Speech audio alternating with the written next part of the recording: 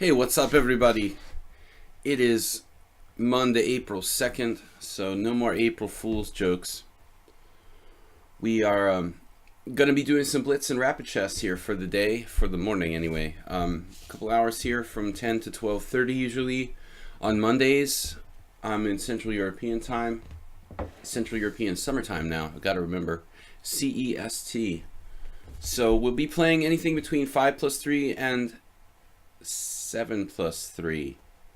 To remember, I used to do 8+3, but those games get really long. Anyway, guys, a really funny simul result yesterday.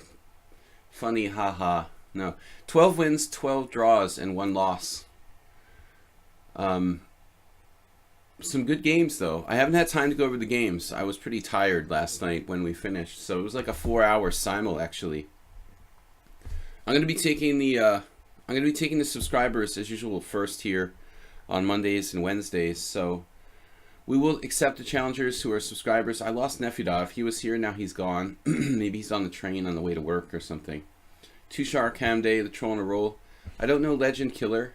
We'll bring him on next after the subscribers, if he can wait. Yeah, 8+3. He likes that. That's too long. It was long enough. The 7-3 games get long enough. What's up, JSC? JCS. I'm dyslexic. Don't mind me. Jacob. It's easier to say that. So, it's funny. I never had the problem with dyslexia, but sometimes it's sort of subconscious or something. When I start streaming, I start saying things backward. Okay, Tushar, Troll on a Roll, Nefudov, Legend Killer would be next after the subscribers. So let's just get started here. Tushar, this is kind of a fast challenge. He does play quick, but that's one way to wake up, man. It's like jumping in the pool. So, Pikachu. All right, I've got to clean my laptop screen.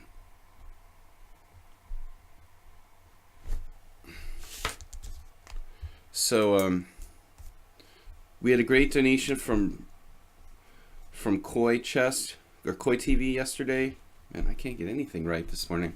From Romy, our friend, donated 10,000 bits to the stream. Tushar is not here now. Blue Crow just subscribed. Thank you, Blue Crow. We don't get to see you often enough. You never play in my simuls, do you? Maybe Sunday evenings aren't good for you. The JCS, I'm not going to say that. It's just too hard. Tushar, what's up, man? Tushar's not here. All right, we'll take the subscription. See what's wrong with me. Okay, Troll on a Roll. We'll take the challenge from Troll on a Roll. I just say the first word that comes to mind. It's like word association. Nothing like some Easter chess. Blue Crow, you missed a good simul yesterday. I know you never really played on my simuls. You were the moderator here. You must have played sometimes in the simuls. Now I can't remember. You were moderating. You had to have played. But we haven't seen you much lately. Troll on a Roll. Alright. Chess 960. Tushar will come back. I'm just going to speak more slowly because I think it's easier that way while I'm not fully awake yet. Stop saying crazy things. I have to make sure I get some center and not let him overrun me. This is a weird move. I just felt like being weird. But it's controlling some key squares kind of in the middle of the board. It's sort of like playing knight f3 in normal chess or something. Okay, so b5. Now, that's no problem. We can always counter him with g3 or knight f3.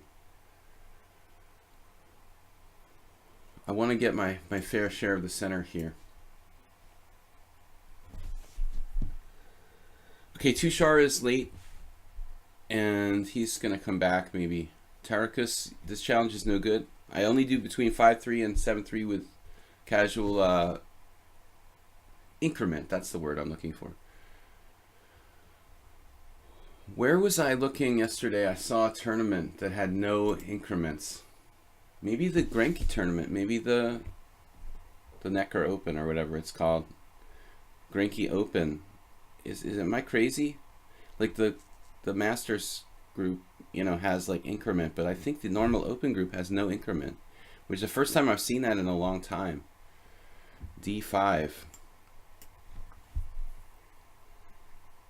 Once you get used to it, it must be kind of strange to not have the increment to fall back on. And blitz is one thing. Nikolai Pavlov. I haven't had a chance to go over the simul games. Usually I like don't mind going over those games after I play them, but there were so many and I was tired last night. Hopefully I'll have some time today, take a little time to look at some of the simul games, the more interesting ones at least. The game with Nikolai was, I thought, a decent game. I was surprised when you sacrificed the pawn.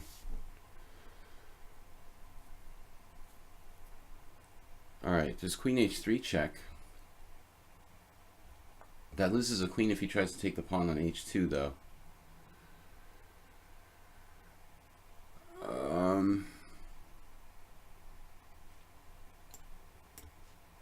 This is not a bad move. I can castle now. I could have castled last move. It's so strange. It's very strange castling with something sitting on h1, you know. Characters, thanks for re-challenging. Yeah, this is the move that I was fearing, you know, him playing c5. Because I don't really want to lose my center. If I take on c5, I guess my plan, I'm going to think about continuing with the original plan here, which was to take on c5 and then play like b3. But Troll is a good strategic player, and you know, he's not that good tactically, or he might be not that bad tactically, but I think he just doesn't try to think tactically. Like, he doesn't seem to apply himself. He just doesn't do tactics, like it seems that is the case. So to say he's not good tactically isn't really fair. He just doesn't try tactically. He just plays strategically and then sees what he can get with minimum tactical ideas. I don't know. He's just very good at general coordination of the pieces, and I think that's why he likes chess 960. But here he's threatening to take over my center, basically. He's going to eliminate my pawn on d4. And I was thinking about taking on c5, but I'm giving up the center, and I'm also becoming backward along the c file, and I'm also developing his queen for him. So this move actually has a lot of problems. Although the other options aren't really a lot of fun either. If I'm going to do anything, I guess I should consider playing b3. b3, c4 would allow him to possibly outflank me. b3, c4 is possible, and what else? Okay, I can play c3, but that's equally ugly. It might be the lesser of the evils to play c3. It buries my bishop on a1, though. So I could take on c5 and play b4, just drastically weakening my c file. Man, I don't like this. I don't like it. It's creeping me out.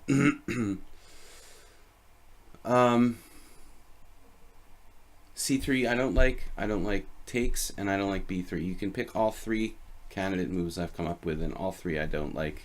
That's why I'm spending 3 minutes here. If I got a position where I have 3 candidate moves and I don't like any of them, that's a bit of a problem.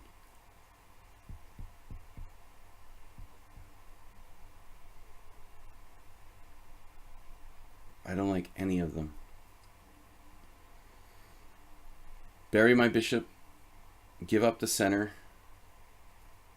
or give up the center. You can pick your number one choice.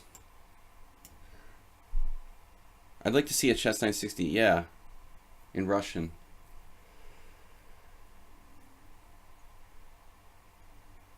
Without tactics. Okay, Magnus Carlsen doesn't need to do tactics either. We don't do tactics. We do tactics, he doesn't do tactics. Luckily, it saves me in a lot of cases. So,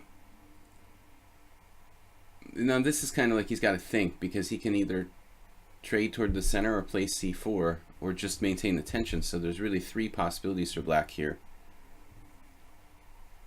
Yeah, I mean, he likes space, so I wouldn't be surprised to see c4.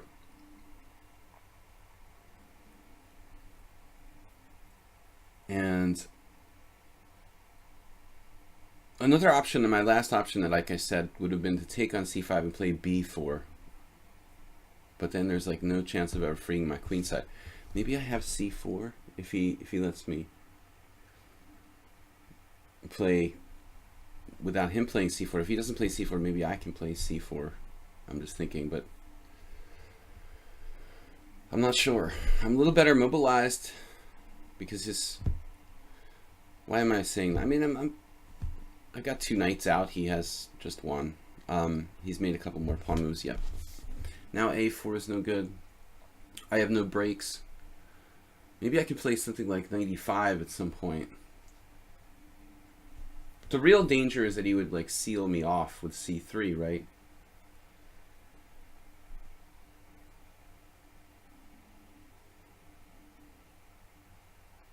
And c3 is pretty grotesque, to be honest.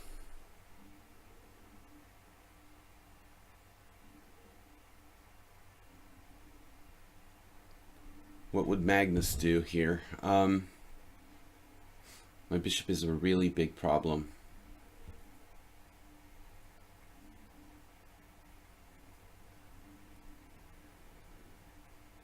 If he plays c3, say, I could play a3 and then try to surround his pawn. But if I play a3, I mean, there's no going back. That's like really weakening my position. I can also play c3 here, obviously. But I don't like the situation much.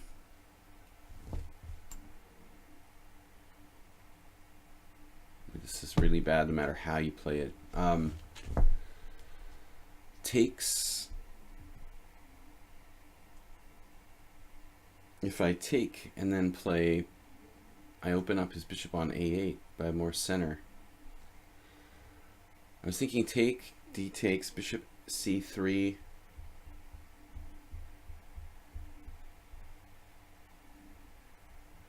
Man, I don't know what to do. I'm just spatially crushed. It's unbelievable that like your position can be strategically lost after 5 moves. In normal chess, is that even possible?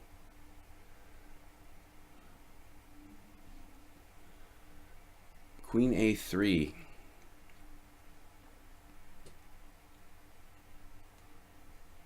Could I get my queen trapped? Doesn't look realistic to play queen a3. I'm just gonna play with increments here. No idea what to do.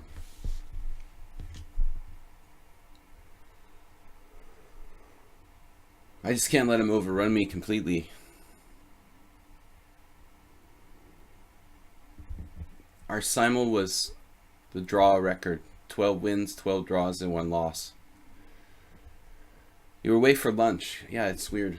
Okay. You can watch me get crushed by trolling a roll here. I only do 7 plus 5 with the chess 960 because it's harder to play chess 960. If you guys, the maximum challenge for blitz, normal blitz, is 7 plus 3.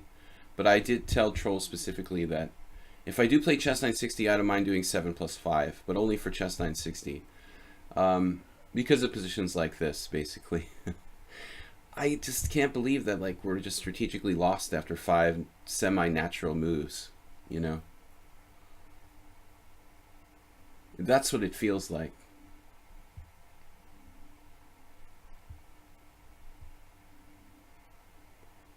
Probably it's not completely lost, but it's extremely ugly.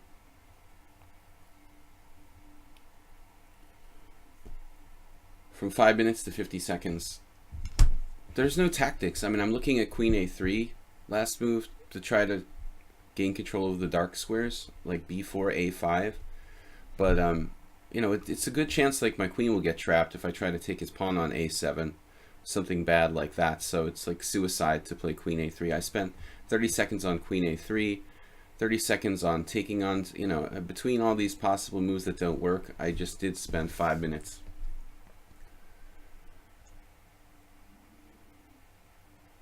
Now he just blundered.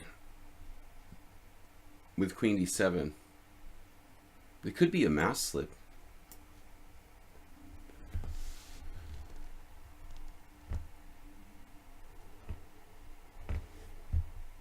We can eliminate the c4 pawn. That's a good thing. So it's not enough to be just like perfect strategically. You have to be good tactically too. Oh, troll. You had me like spatially crushed.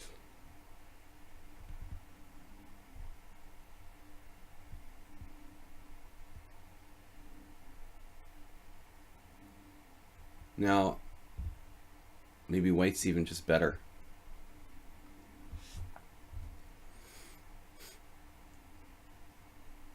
I'm not sure I really want to play knight e5. Knight takes e5, knight takes e5, queen h3 check. Let's not and say we did. All right.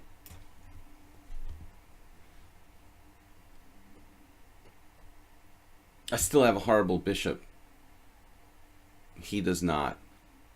And I don't have much time left, so we need to just be careful.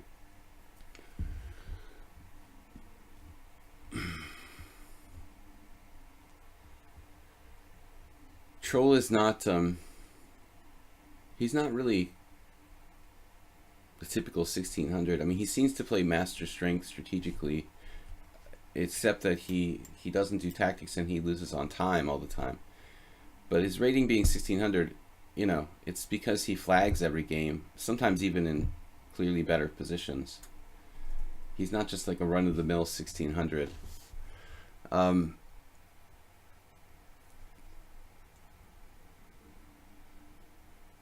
My queen seems misplaced here.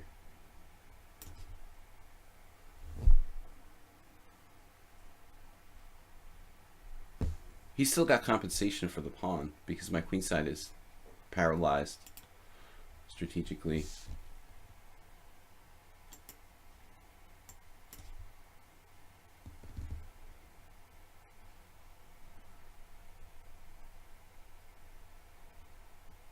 But the only reason his score is so bad against me is because of losing on time. A lot of those positions he lost, he was just better.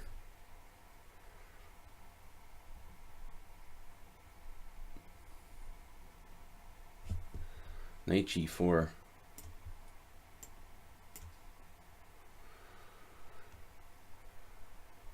No matter what he does, it's like I'm always going to have this problem with the backwardness of my pawn and my bad bishop. So, okay, now my center may become strong. Even so, it seems like he has good control of the white squares.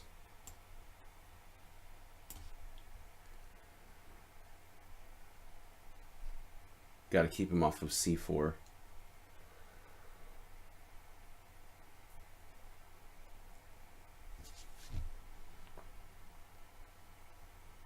We're fighting for an advantage here.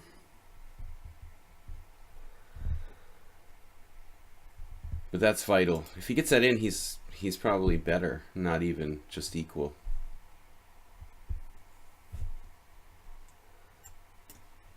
But basically, the position is a lot simpler now. I mean, I can play this pretty quickly. That capture I wasn't expecting.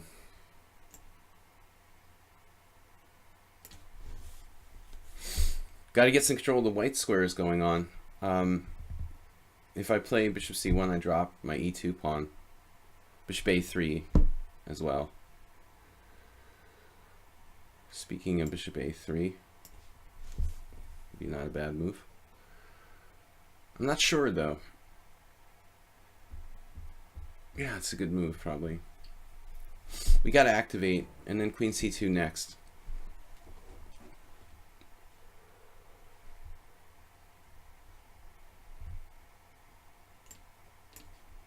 We're basically a clear pawn up now. I didn't like his recapture on c4. Why would he take with the pawn? That nullifies all of his pressure on the backward pawn. There's a little bit of space it affords him, but I think it was better to take with the rook.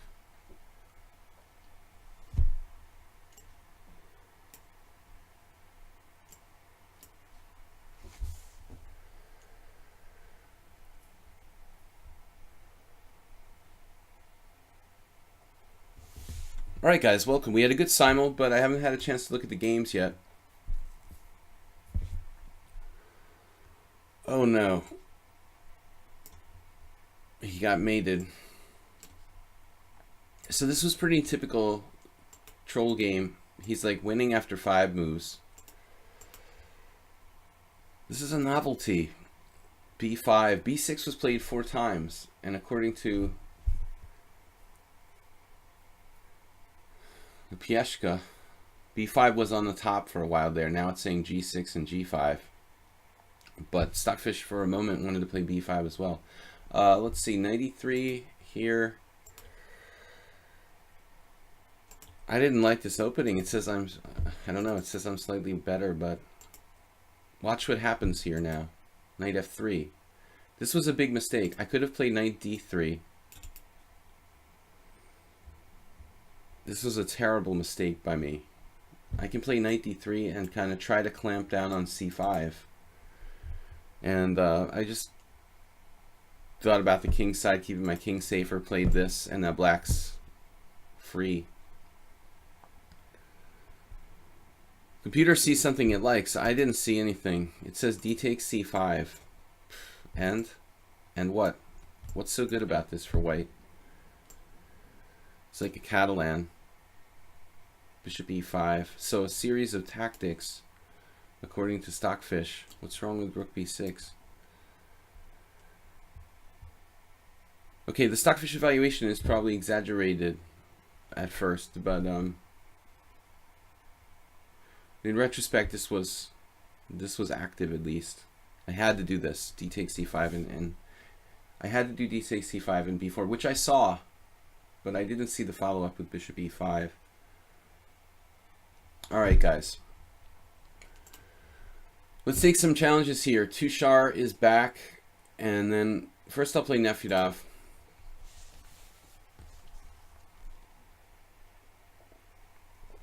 Serbian Santa Claus was here. I would have lost to him too yesterday. I lost to Bombist. Bombist made a terrible blunder in the opening too. I could have won 2 pieces for a rook like right after 15 moves. So nobody accused him of being a computer. He's definitely not. He's also played in my blitz tournaments, but he's not a cheater or anything. He seems like a really tough player. Some people were making innuendos yesterday, but he just dropped in 2 pieces for the rook. I didn't see it. It was a very simple combination, like rook takes bishop and then takes on b5. I win 2 bishops or something. A knight and bishop for a rook. So that was my golden opportunity in that game. Later he played the endgame really well. That was the one loss. Surprisingly, I only lost 1 game. I was mated in another game against stupid names, but he got confused in time pressure and didn't checkmate me. He had some really brilliant mate that he didn't see, but he was beating me before that pretty easily. It was a good simul though. 40-40, nice and long time control. I'm gonna try to do that next week as well, guys, because I don't have a team game next week. We want to try to play longer simul time controls. It was 4 hours. Can you imagine if I did 60-60 or 60-40? It would be like 5 hours. We could do like 60-40 for the 5-hour time control. All right, so the Slav defense. Oh, I played this against Nefyadov the other day, but I don't want to play the same thing 2 days in a row, do I? Now, Nefyadov has also played the semi-Slav, so he apparently plays the Slav and the semi-Slav. The other day I played Knight H4 against him. He got crushed in an off-stream game. But I'm not going to do that because he's probably prepared. I hate walking into preparation. I do it on a regular basis, especially in tournament games. No. What I usually do is like avoid people's preparation by playing something I don't know, which is also a bad idea. This is the long variation of the Slav. Popular since the 50s, really. Maximum on lichess. Maximum what? Maximum what, Mr. Troll? I'm gonna make some coffee and prepare my cigarette, says Serbian. Alright. Take your time, man.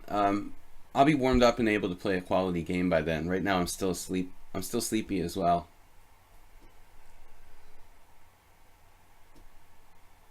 So a nice donation from Koi TV, Romy, who's played us here a little bit on the stream yesterday during my Simul 2. That was cool. Raymond Carver. The sad thing is that Romy makes a donation on Sunday and it doesn't stay on the weekly. Bits, the Bits trophy there, it looks like the week just starts over and it doesn't even stay there. He donated 10,000 bits yesterday. But he always does it on Sunday night, so it doesn't stay. Time control, maximum time control. Oh, for like anything? I don't know. That's a good question. But I mean, I'm definitely thinking of doing a 60-minute one. Probably 60-40 would be the maximum I would do. 60-60 is like ridiculous. It would take, that could last like 5.5, 6 hours or something. If I add extra time, actually I wouldn't need the extra time as much if I did 60-60 probably, but anyway, we're changing the time control. The maximum I could do would be like 60-40, 60 minutes base time, 40-second increment. That would probably be the maximum. On lichess, I guess it's a good question, but for me, 60-40 would be my maximum.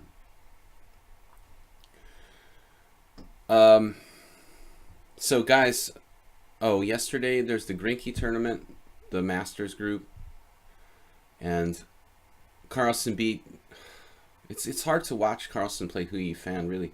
She seems really bad in the end game, but then again he's just really good, so it's like. But yesterday she lost sort of a strange position. Okay, Nefyadov, I remember a guy played this against me years ago. Actually, it might have been played against me twice. It's a very rare line. I think it was played against me twice, now that I think about it. Once in the New York Open, and once Joel Salmon, who's like a FIDE master from Long Island, played it against me.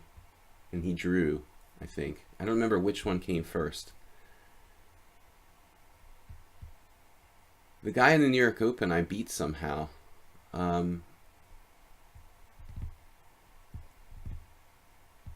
Which came first, the chicken or the egg? Now I can't remember anything about this. I'm supposed to play bishop d3.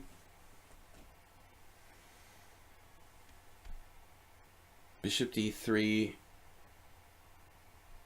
This was my game with Joel Salmon, I thought. Bishop d3.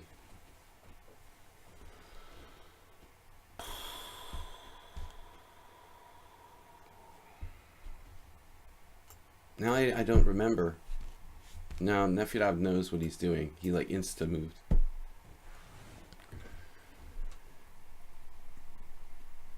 Nefyadov. I still can't pronounce it right.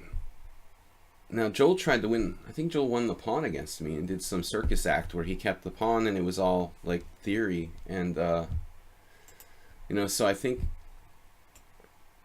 I don't remember now. Was it with the bishop maybe? Bishop takes c3, b takes c3, knight takes c3, and then bishop takes d3 and the knight goes to some weird place or something. The game might be in the database. I don't remember where I played it, maybe at Foxwoods or something. The way that Nefyadov plays it just gives white the center, but he did manage to trade 2 sets of pieces, so white is slightly better. Carlsen would eat you alive here, Hu Yifan. But not that easy, is it? No, those 2 pieces exchange takes a lot of the ammunition away from white. You really have to play like Magnus. A5 is interesting.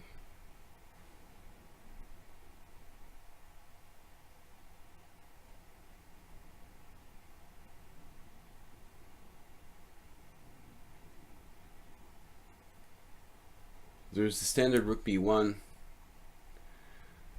Rook b1, I mean, he's going to have to play. Well, I was going to say b6, but even queen c7 might not be that bad for black, for example. He might not even have to play b6. What would Magnus do? Queen b1. Just a very slight edge for white, but hard to convert.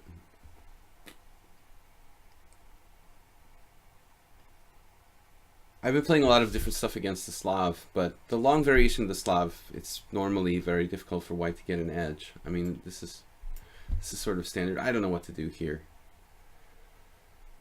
I don't know what to do. B a5 maybe, a5 knight d7.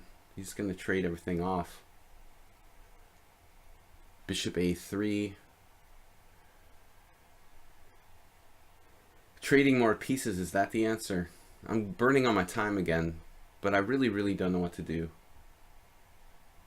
You got all these candidate moves and not one looks better than the other. I mean, it's just, you know that you're slightly better, but it's not much. Gladys Troll said e4, e4. Yeah, man, good choice. You randomly chose what I chose. And me too. Mine is random. I know my choice is random, so I'm assuming yours is random as well.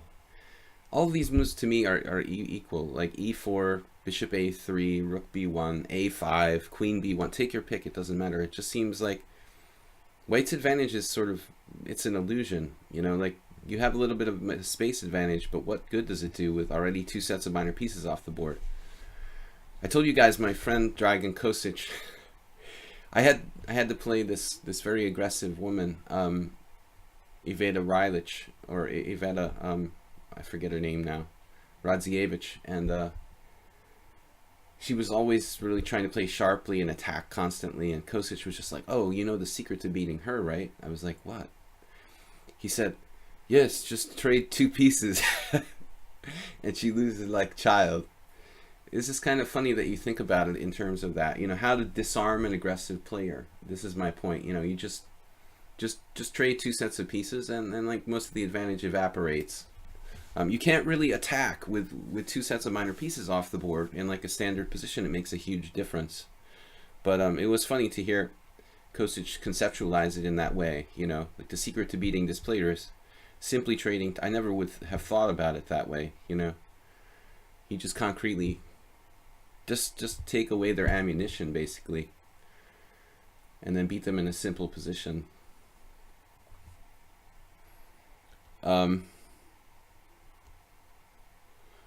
So Sanchez did 30 plus 60, he got in time pressure playing like 10 boards.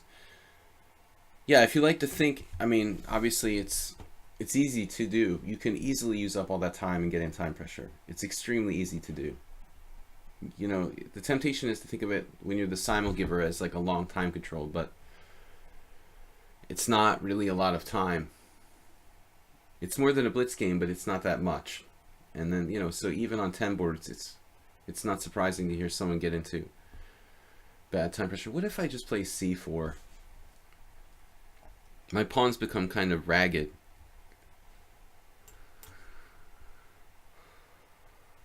This is an extremely lazy prophylactic move. It's a nice story, and yeah, I mean, she was menacing everyone, like trying to play like a maniac every game. And, you know, she wasn't that good in endgames and simple positions. But, you know, I never really, like, thought about how to handle it, you know. And so when I played her, it was usually some kind of titanic tactical battle or something. And I was doing it the hard way, apparently. Getting my queen off the D file. But this kind of position is a typical example. It's very hard for white to build up a kingside attack with only two minor pieces on the board. This would be completely different if you had the same center where white has the center, and there was another, even one other piece, like one other set of pieces here would give me much better, let's say, chances of conducting a kingside attack. This is why I played h3, just in case, you know, knight would come to g4.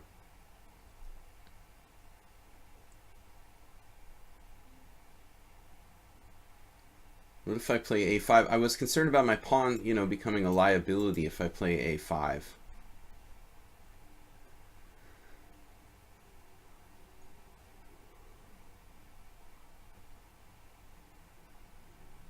It's a lot like Grunfeld defense.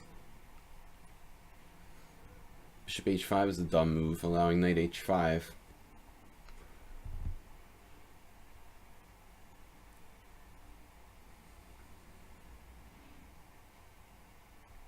mean, I don't really want to trade more pieces.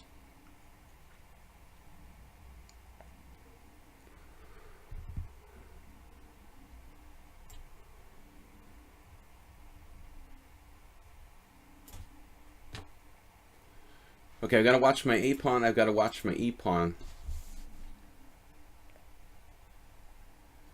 I was reluctant to play rook b1 because leaving my A pawn unprotected. But I have a scheme here which involves something that may not work. Okay, we'll see what happens. H6. Damn it, he saw me like putting my bishop on g5 and he stopped me. That's alright. Actually, at this point, like c4 might even be a good move.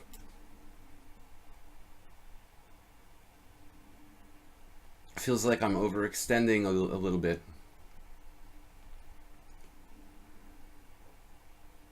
But h6 is not the same as h3. I mean, he's putting a pawn on the wrong color, you know, on the same color as his bishop. h3 is coordinated with my bishop being on a dark square. He stopped me from bishop g5. I was trying to play bishop g5, bishop h4, bishop g3, and have some kind of, you know, bishop back to h2 and a bishop on a good diagonal. He saw me reaching for bishop g5, so he did h6, stopping that. Now, I mean, there is a small chance I could get a massive space advantage here with like e5, c5, and then drop a knight on d6, but this is not Crazy House, and it's not going to be that easy to achieve that. I was a little concerned about queen a5 there. This is a strange move. Very strange move, but I'm running out of time. We're definitely running out of time.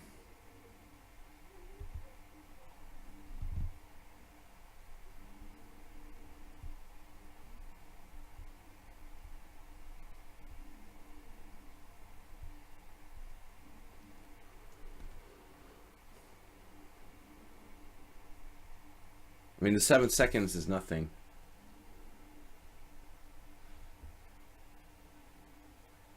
I don't see any tactics for me. I can play e5 though.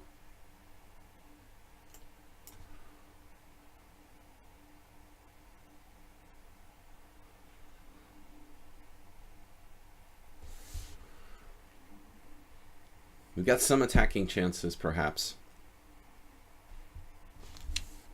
That I didn't expect.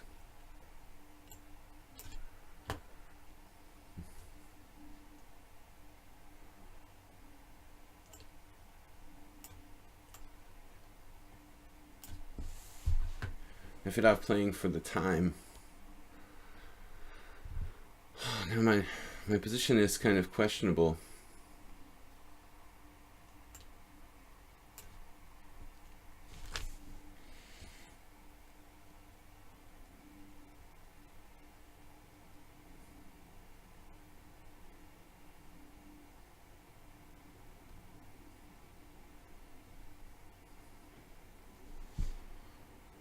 He's deceptively fast, but I guess I'm just slow. He's not fast, I'm slow. That's the difference here. It's the thing, no brain, no pain. Wow, almost flagged. Very strange noises outside. Alright, I don't know. It's just too hard to make progress here. I've got 7 seconds. I almost just lost on time. He has c5. I mean, he's just slightly better after that. That was good defense by black. Now I have to be careful not to lose, honestly. But I saw this last move, but there wasn't much I could do. If I play c5, he plays b6. Okay, it's the best move, I guess. I didn't recognize I had an advantage, but with my queen on c2, I probably do. You know, I was first thinking about playing c5 in this position, but this still, I had to play it. Okay. Anyway, we had seconds left, so. But the theory on this opening, I don't know. You know, knight e4. It's mysterious. It's very mysterious. I played according to theory like the main line, bishop d3, but it doesn't look that convincing. Bishop d3, knight takes c3. There's also bishop takes c3. That's the main line. That's what Salomon played against me. Bishop takes c3, b takes c3, knight takes c3, queen c2, bishop takes d3. And I couldn't beat the guy. White has compensation, but you are a pawn down, you know. I was I was not confident when I had this position on the board. I mean, it may be even Van Bailey lost, it looks like, to Bareyev, and drew. A draw and a loss in the same line. So it's very nice being a computer, but this is a good choice for Nefedov to play this kind of weird sideline. It's not easy for White to get an edge there. Okay, now I lost Tushar. There he is. He chokes. I wouldn't call it choking, man. He's afraid to lose. That's different from choking. I think it's a concretely different problem. But he was, you know, he was playing like for a draw basically, and he got it. So, what do you want? Okay, e4, c5. Tushar was playing d4 mostly. He almost went on time. I mean, I was about to flag. I was down to 1 second and unsure of what to play.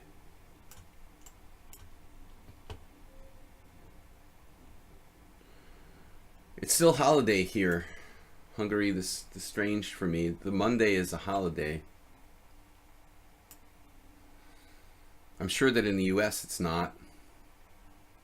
How about in other places that, you know, celebrate Christian Easter or whatever? I mean, I know the US can't be, I mean, it can't be a holiday in the US, can it? I don't remember. I mean, maybe some kids have off from school, I don't know. But when is the Easter holiday? I don't know. Good question. But here it's a holiday still. Really tried to get through. I was playing for a draw, but didn't want to win on time. You almost did. He didn't want to win. He was like rattling off the moves there. All right, castles. d5 here allows bishop e5. That's not good. We may have had this a couple weeks ago, the same game. And I did something wrong. There was a game where I misplayed with black in a similar line recently. I think it was against Tushar, actually. But actually, going back to the last game, as I said, that's a good line on a practical level, Nefedov. Not too many people know what to do with white, and even the theory seems to be, it seems to be up in the air. I mean, it doesn't seem like anyone plays that variation. But, you know, to be honest, like, the main lines are okay for black too, so there really is no problems in this variation anyway for black. That's why it's not played very much. I guess knight e5 instead of e3 is still probably the critical test. I just don't have time to study 30 moves of theory, so I never got around to learning the ultra sharp knight e5 variations, which are still probably very trendy. Okay, now this is known. d5 equalizes for black. Holiday there, Vienna, Austria, Sweden. So all over Europe, it's still a holiday today. I'm pretty sure that in the States, Monday is not a holiday, but I've been living here since 2004, so I'm actually not an authority on the subject. Okay,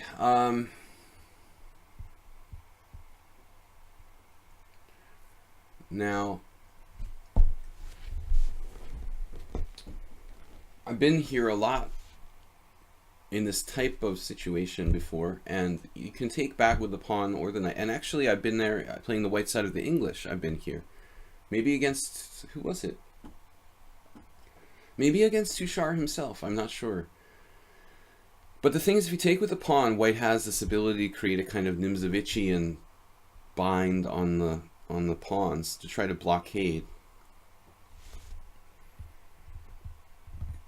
I had a game the other day with white in English where it's the same thing with colors reversed, and I played something like CD and bishop b7, bishop b2. If you feel like you're playing a strong, higher rated player, they wouldn't be in this position with white probably, but anyways, if it was an equal or strength player, you could just play knight takes d5, I think. However, even there, bishop d4 is like a Yugoslav attack, or whatever you call that, without bishop c4 dragon. I guess it's not a Yugoslav attack because there's no bishop on c4, but whatever, you know, the queen d2 dragons, it's a normal idea, like knight takes d5, bishop d4, e5, bishop c5, Gawain, Jones, and Carlsen. So anyways, I guess there's no question we're going to take with the pawn.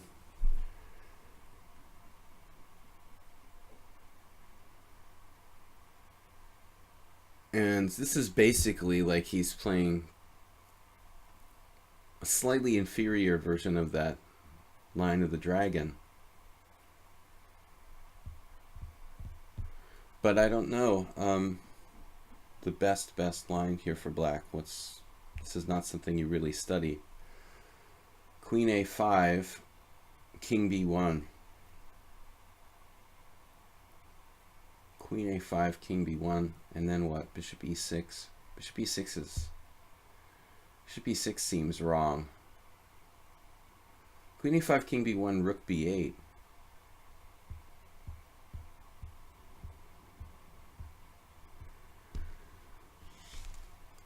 Would seem like logical. It's not the only way for me to play though. Okay, rook a8, bishop takes a7. Does he do that? I could play rook a8. b8, sorry.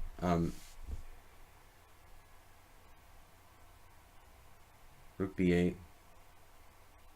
Bishop takes a7. That's dangerous for white. Would he dare to do that? He probably would. Take on a7. Then I go what? Bishop, rook b7, or I don't know. I'm out of time, so here we go again. I'm just burning on my time. It's a 5+3. I know the queen a5 and rook b8 should be okay, but I'm debating whether or not you can sacrifice the a7 pawn, you know, into thin air instead to try to make it a little bit more murky. I don't want to put my bishop on e6 anyway.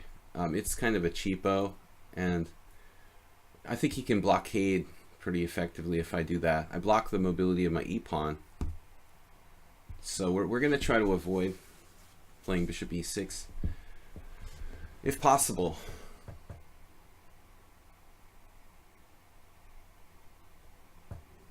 Standard blockade idea here with bishop d4.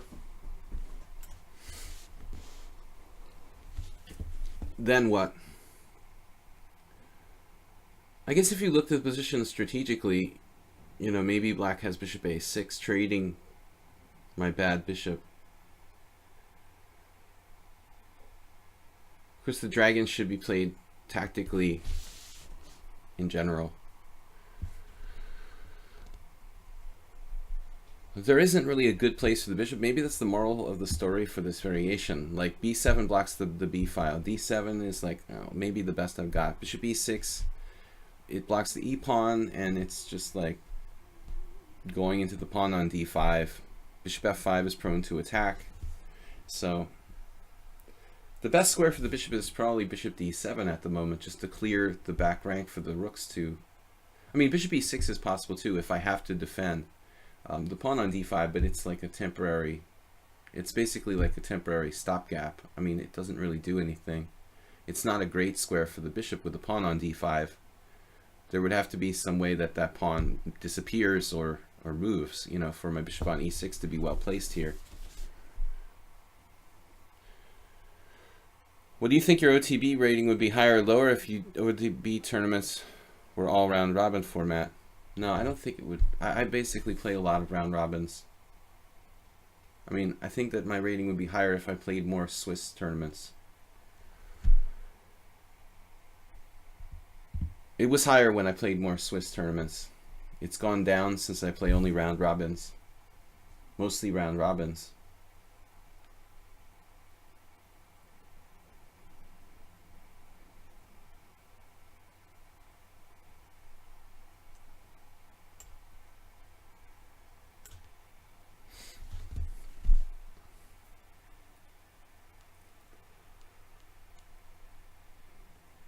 Okay, I'm about to flag.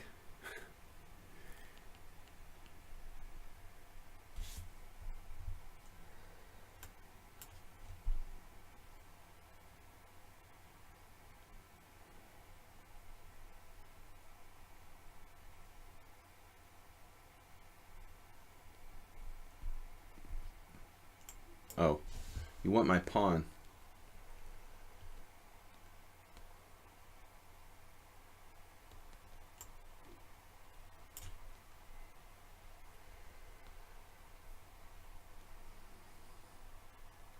Yeah, he couldn't play this any better, really, with rook e1 and blockading the central pawns.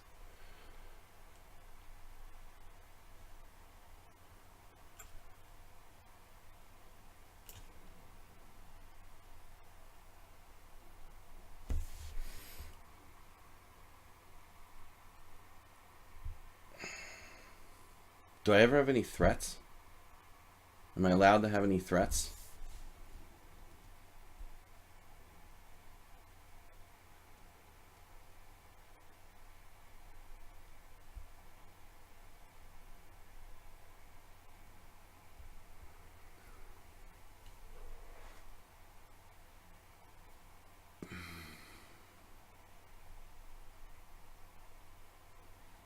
I guess we have a threat of rook takes b2. That's about it at the moment. It's a strong threat, though. I mean, oh, how can he do this? I see.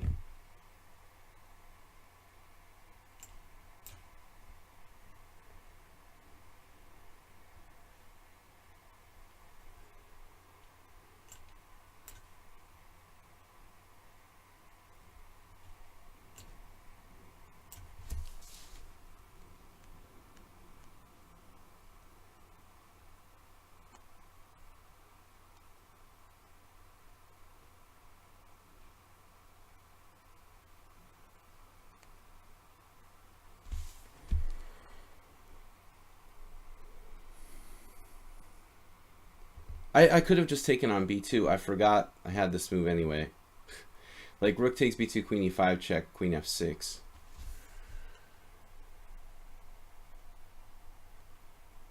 I don't know which is better.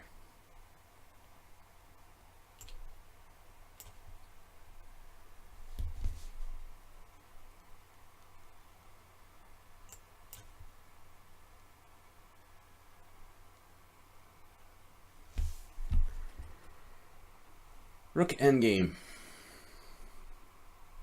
Slightly better king, slightly better structure, but he doesn't lose a rook here. I thought he was going to lose a rook. Check. Should be good for me. King and pawn endgame. Take, king up, king up, king up, but he's got a passer. I don't know. I can't calculate that far.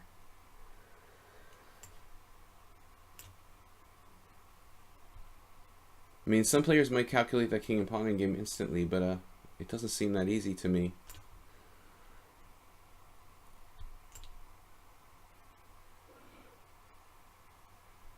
I'm just going to lose on time if I don't keep moving.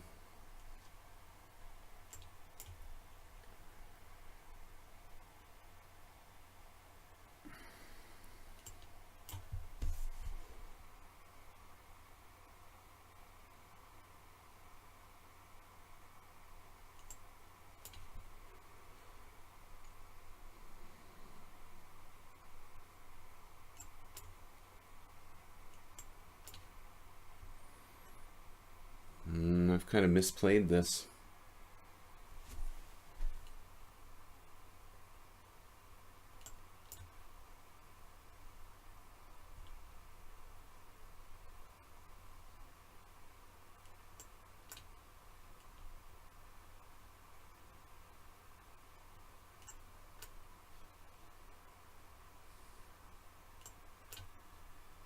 It's probably another draw.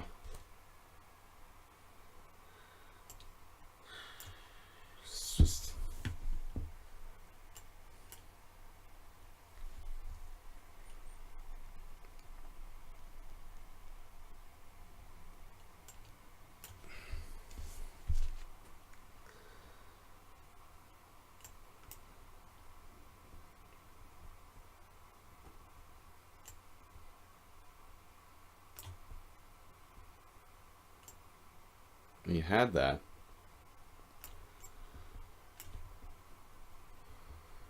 Everything's a draw. It's like ridiculous. 12 draws in my simuls.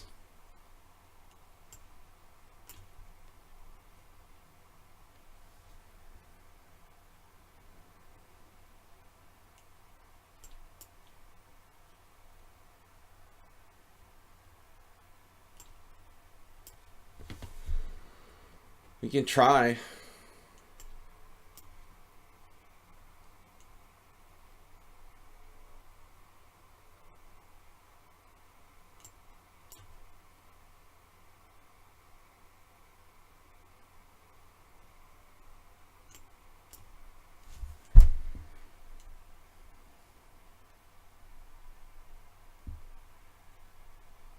This is like my last simul game.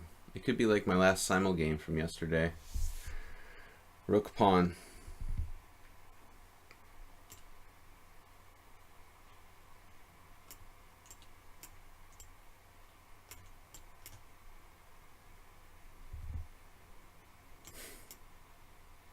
Nice technique from Tushar. Actually, the whole endgame showed excellent endgame technique.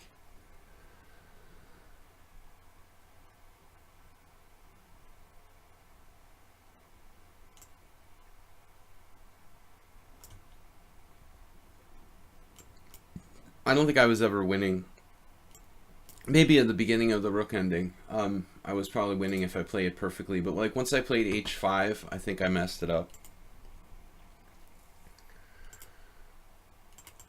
Probably once I played h5, this was like critical question. There's actually a game here. a3 is a new move.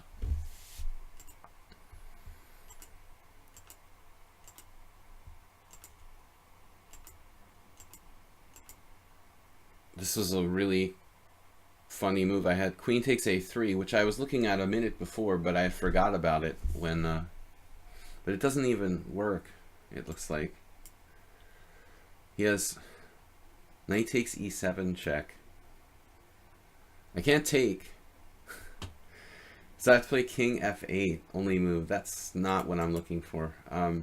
So here, here, here, here. I should have just taken on b2 right away. But I underestimated this. Apparently, like, queen f6 isn't my best move. I can do this.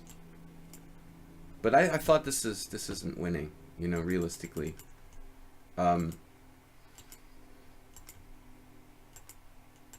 This position probably is a little bit better for black, I thought. The computer doesn't really agree, though. It says if he plays rook d7, he's concretely... Now it's agreeing. Black is a tiny bit better. This was a blunder, though. Check here, here, here. The king and pawn ending, though. That's the question. I couldn't calculate it. I have a good king, but I wasn't sure I was winning because he has a passed pawn. But I guess my king is just too strong. Is it, though? King e5. Even Stockfish doesn't come up with an answer here conclusively. King d2. f5, apparently. There's no way I could have calculated this in time. I had the rook ending like a clear pawn up, or to go into this king and pawn ending that I wasn't sure I was winning or not. I'd have to find f5, apparently, according to the engine, and that's certainly not easy to do. That would take like 5 minutes at least in a tournament game to come up with f5. I mean, I would have played a king move, probably king d4 or king f4 here, rather than f5. f5 looks like the clear winning move. So that was too hard to find. I wasn't sure, you know. Anyway, good game, Tushar. Alright, I've got challenges from Dear Santa Claus, Juicebox Wizard, Arsenal Fan is here, Morales. The computer is not an oracle, you know. It needs time to properly analyze the position. You can't, you know. You used to be like 20 years ago, you had to let them run overnight to actually properly analyze the position. Now we're lucky that like probably in you know 10 or 15 minutes an engine can give us a pretty definitive like evaluation, but you can't expect them to just like, you know, in 1 minute, like, or 30 seconds, definitively know exactly what's going on. I mean, there's an infinite number of possibilities if you think about it. If you know anything about statistics and stuff, the computer has to analyze like millions of combinations of moves. I mean, it doesn't see that quickly. You really have to let it run, especially in complex endings like that. You have to let it run. It's just not sure. And in fact, a lot of table bases we need from the computer. The table bases are like pre-programmed endgame databases, basically. That's not one of them, though. That was too many pawns on the board to be a table based position. So the computer is basically left to its own devices there, in a mathematically, you know, millions and millions of possibilities type of position. All right, let's play with Santa Claus. I'm in a d4 kind of mood. So even the king and pawn end game, I'm not sure what's going on. I know I'm better, and I know I'm almost winning, but I'm not 100% certain. I took the rook ending instead, and that was marginal. I'm possibly winning, but it wasn't clear or easy. You know, rook and pawn in games like a pawn up are difficult. So, man, all right, another draw. I'm the master of draws. Draws. Yesterday in the simul, 12 draws, 12 wins. My computer sees everything instantly. PC Master Race. Hashtag PC Master Race. Good one, Rich. I like that. Okay, dear Santa Claus, what are we doing? I don't really know. I had a Nimzo yesterday against Soltigo. A6, yeah.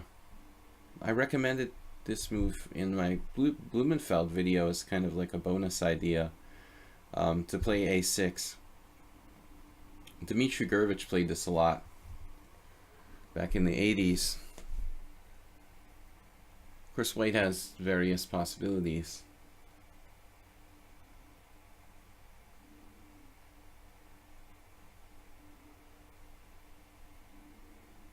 But actually, you can play it on move 2.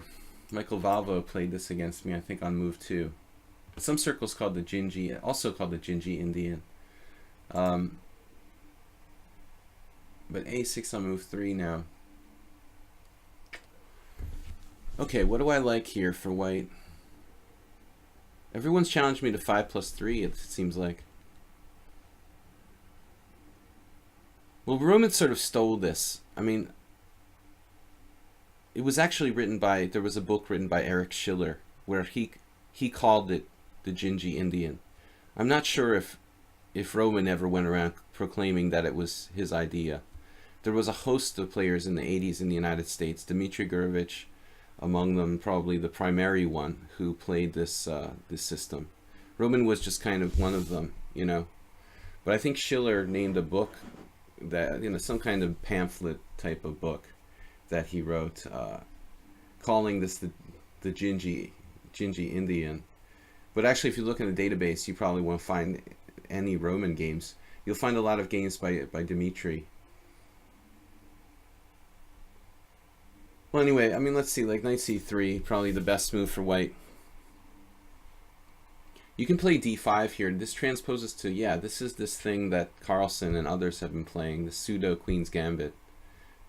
No, I'm not going to run out of time. That's why I have a 3-second increment. I like to talk about the game. You know, we could just play bullet and just make moves without commenting, but it would sort of defeat the purpose of the stream. So there was a really, really nice game now by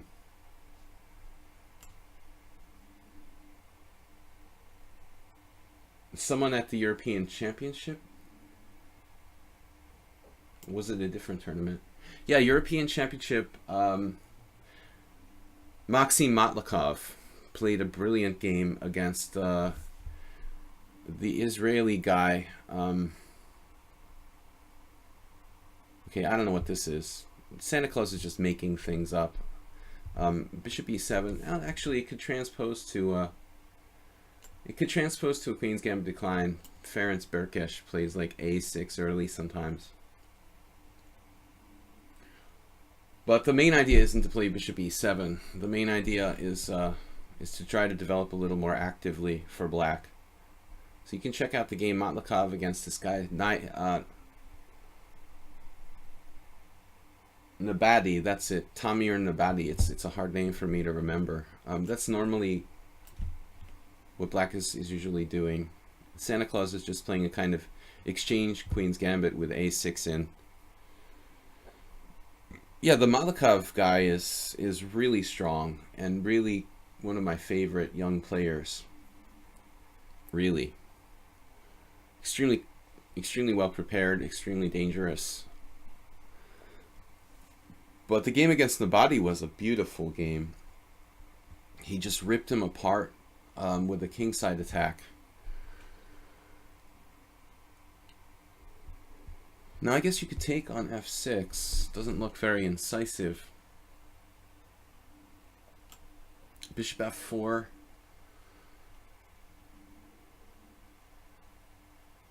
Knight h5. Bishop e5. Looks kind of cool.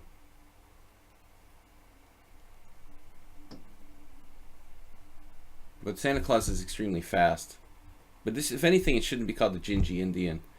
That a6, it should be called the Gurevich Indian. I don't recall finding any of Roman's games when I researched that. Of course, back in those days, in the 80s, we're talking about a lot of Swiss system tournaments, like in the US. Many of the games were lost. I mean, many of these games played in random Swisses, unfortunately, weren't recorded. So we only have like a fraction of the games played in the average, weekend Swiss in the 80s and 90s. A lot of them are lost. Most of my games are lost. I mean, the ones I have, but I mean, very few of my own games are in the database from tournaments like that. The knight e5 f4 plan is good here. Yeah, if he plays bishop d6, I'm playing knight e5. Oh, you mean knight e5 f4 there with the bishop like on h4? Well, it's a standard Pillsbury attack. Harry Nelson Pillsbury was the greatest player ever from New England. He died very early from like syphilis or something, but he was winning Hastings. He was a massive talent. That structure, when you play like knight e5 and f4 in the Queen's Gambit, it's called the Pillsbury bind. Yeah, rook c1 is standard too. But you never know where the queen rook is going to go. But this is just basically a blitz game, though. But I think the Santa Claus should play something other than bishop e7. Okay, this is safer than what happened to Nabadi. Bishop e6, I think, right? That's the idea. Bishop e6 followed by like bishop d6 and knight on bd7. And Carlsen has played this numerous games now. Knight c6 is a strange move. Knight c6 is a very strange move. Like he's playing for bishop d6 or what? h3 weakens my king side. So he's basically prepared to meet that. I don't have much time. I don't know what to do, man. This is a very weird move, knight c6, but it's strangely strong. It appears strangely strong. Strangely strong, curiously strong move. Curiously strong mince. I don't know what to do. If he takes, I take with the pawn. Just winning. And then we could play bishop g3 and f4 a la Pillsbury. Curiously strong response to a curiously strong move. Knight c6. Bishop d6, bishop g3. Like a London system. You're not going to take it. Not going to take your abuse, Santa Claus. c5 is much more standard than knight c6. It's up to the jury as to which one is better. The c5 is more natural by any stretch, but it's hard to convincingly say what's better. in with such little time to analyze the position.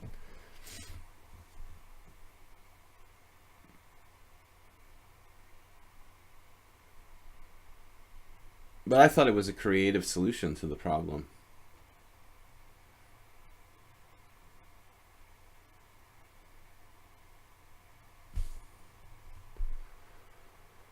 That's our idea, right? Still not that simple. If necessary, we'll play f4.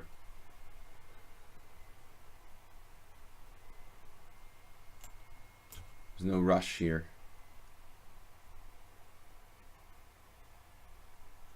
Bishop d7 doesn't really change anything. Now we've got to play it. We should have a good game.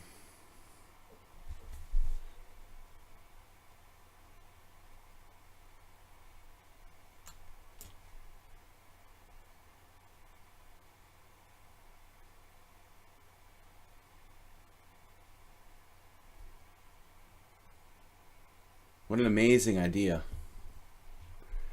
But bishop d7, yeah, I mean, it's basically a developing move. It's not a great square. Gets in your c5 anyway. Seems like absolutely genius.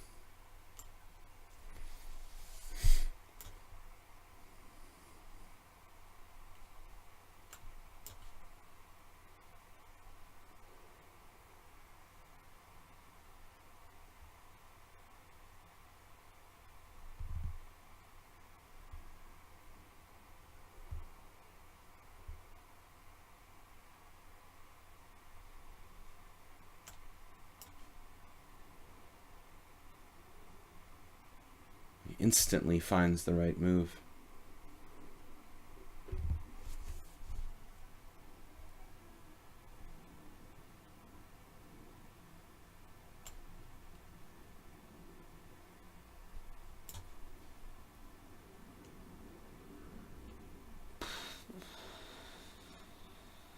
I have to go for this.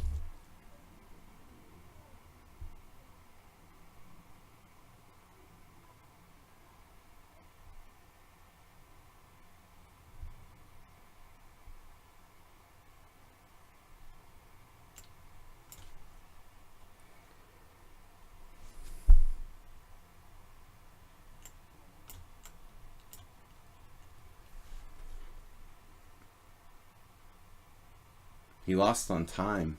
He's just better here. I thought he was just better. Wow. I mean, his kingside is compromised, but I don't really think that I can do anything.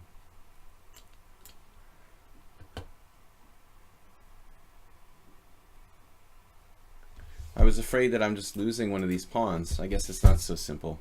I can play queen f2. So I'm not... He's not better. But I have no direct attack.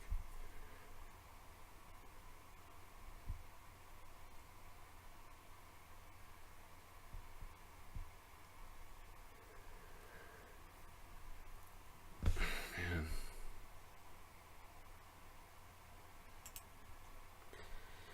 All right. Queen f2, holding the position together. Santa strangely losing on time. What was going on in this game? Can somebody please report that guy for whatever? Spamming his religious beliefs. Okay, bishop g3, bishop d7, castles, rook e8, f4, knight b4. This was a really good creative defense, I thought. Bishop h4. Takes. He found this chance here. Bishop e6. This was a bad move by me. I should have played a3 and then queen d3 immediately. I thought here, knight c6 and then queen d3, or queen d3, I guess. He still has this queen b6. I actually have no mates on the king side. His king just like runs away every time I try try to mate him down on h7. So it's not so easy. And I'm surprised he lost on time, though. But the position is very complicated. Santa doesn't exist. Can somebody please... Can we report him for like... Can we report him? Alright, what's the matter? Other. Alright, I'll leave him alone for now, but that's just uncalled for. Uncalled for, dude. Alright, let's go back to the game. Tarika, Save a Dog, Juicebox Wizard, Arsenal fan. Juicebox Wizard is first. Guys, I'm taking subscribers first.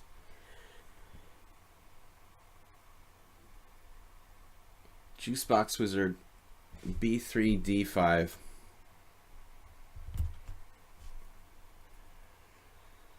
Trolling my game chat. How dare you? Bishop B2. Well, by now, everybody knows that I play this. I've experimented with some other stuff. And of course, there's also B4, which is very similar to B3.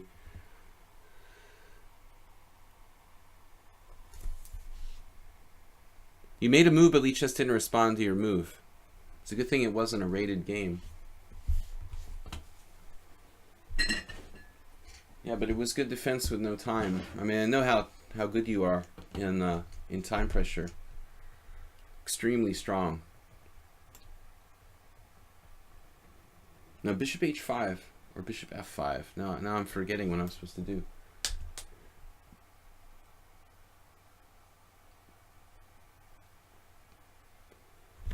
Every time I get to this position, I'm starting to second guess myself. If I play bishop h5, doesn't he have like knight h3, knight f4?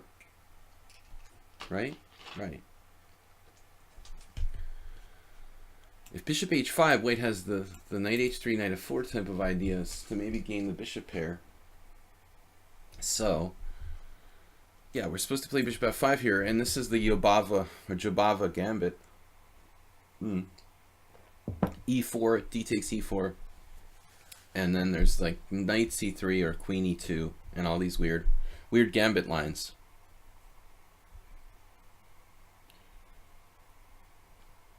Chess.com has more accounts. Right, like, that's most likely, but you can't really believe the numbers they post on their website. You don't think they pump those up, do you?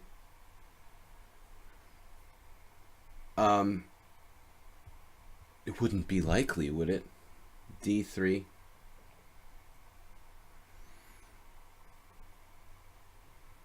I think we should just play D4 now and call him on this. It's not essential, but anyways, you're supposed to play E4 according to Jobava, I guess. There may be other ways to play the position, but the basic idea is a pawn sacrifice. Pawn takes pawn, queen E2, or pawn takes pawn, knight C3. I don't know which one is like better. But I don't like D3. It looks like you have a lot of weaknesses on the dark squares. If you're going to play another way that doesn't involve sacrificing material, probably white should play E3 and something like knight E2, knight G3, and try to get your pieces out. D3 looks kind of suspicious.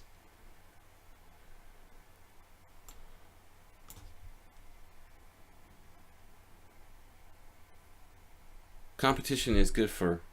Come on, man. Nobody likes chess.com. But the sad thing is Serbian. What you have to differentiate is this. Good chess players don't really like chess.com. Like competitive, good chess players, tournament chess players who've been playing online chess for a long time, who know their way around, but absolute noobs, they think that chess.com is really good. You know, that's the point. You gotta really kind of differentiate. Experienced players who played online a lot or just know their way around the chess world don't really like chess.com. But I think for the absolute noob, it may seem like a cool site, you know? And that's why they have a lot of members. So now C4. I mean, there are certain players who are like paid to play in the tournaments there for money or something, or they're promoting the site. But, you know, for your own personal enjoyment, I don't imagine like Magnus Carlsen enjoys playing on chess.com for fun, you know. In fact, he's played here quite a bit. Alright, we're just going to play it like a Benoni. My bishop's on f5. It's kind of weird. Yeah, ICC I used to play for a long time. I mean, it was the best chess site in the world probably 20 years ago. But it's that's a long time ago now. Maybe we're going home here. Where's the best place? Bishop g6? I was thinking of going home, but I don't know. Where does this bishop really belong? I'll just undevelop. Sometimes the first square... It appears nobody here likes play chess. Well, I mean, play chess is like ICC. It's 20 years. It's 25 years old, you know. A lot of holes in the white position. I mean, play chess is okay. You know, I think it's kind of underrated. I would prefer to play there than chess.com. But again, like ICC, like they haven't improved their site in 20 years, you know. I mean, not significantly anyway. That's the problem. But why play anywhere else? I mean, I like lichess is just better than the other sites, and it's free, you know. And you're not paying some private person. You're not benefiting some millionaire by playing on the site, which you do if you play on ICC or play chess or obviously chess.com. You know, benefits some private persons. Queen e2 is kind of a creative solution. Why not? So anyway, well, creative solution. I mean, white's position looks compromised, but it's very likely my bishop c8 was going a little over the top. You know, I probably got a little too fancy. I should just keep that piece developed, bearing down on d3. If I had done that, I think my advantage would be much larger right now with that bishop hitting d3. I would have probably dissuaded him from even playing this break with e3 and having any chance whatsoever. Now, unfortunately, e5 is interesting, but he has counterplay after that based on like f4 maybe. Bishop takes e5, queen e7, or e5. e5 also gives up squares. I don't know. I need to get my pieces out, and there's no obvious way to do that. The bishop on b2 makes my life kind of difficult. Yeah, hold on for a second.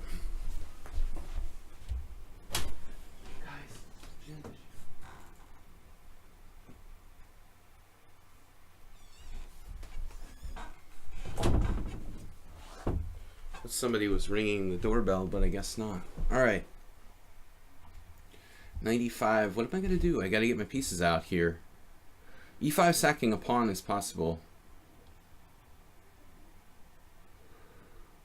e5, pawn, bishop takes everything. We could just play for development, I guess.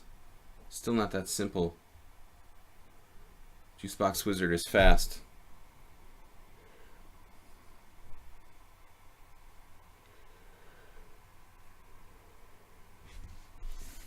Alright, I don't know. This is a great position, but I don't have an easy solution.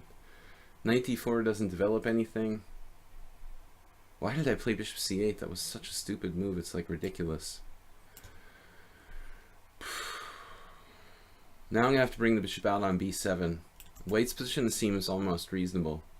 My knight has huge problems getting out to a good place. The bishop's causing me difficulty developing. This was very fancy to play bishop c8 and stupid. I was overconfident when I played that. Obviously, even bishop d7 might be better than bishop, you know, this is like a developing move. In a sense. It interferes with my queen. But I mean, hands down, bishop at g6 would have been the best move. Knight a3 is kind of okay.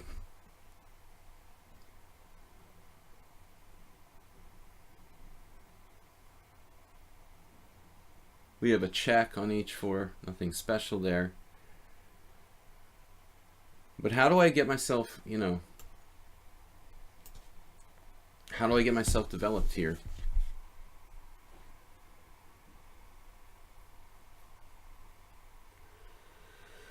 Just h5. Well, I'm a little concerned about my development, to be honest with you. I mean, h5 is interesting, and it may be fine. The other way to develop is like knight e7, knight g6.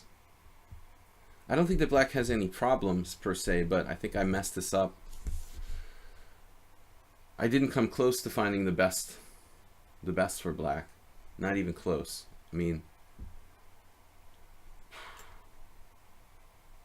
now he's got like f4. It's so ridiculous that I played this way.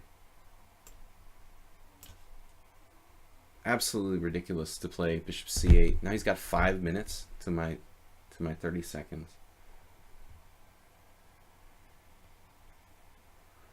Now I have to put my knight on h5, which is very awkward.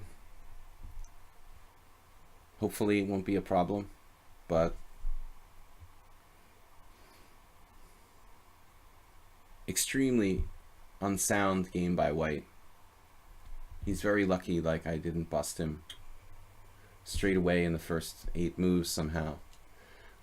This is just awful looking for white.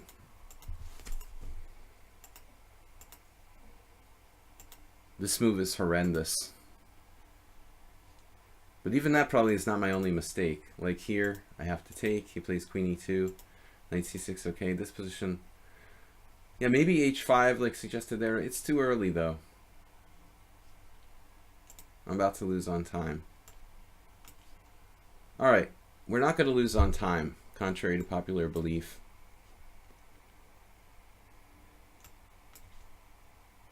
But Juicebox Wizard just ridiculously plays too fast. Dude needs to chill out. He needs to play slower. He's like playing bullet.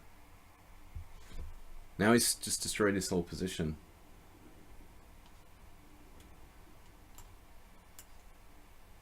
Giving up the dark square bishop is like suicide for white.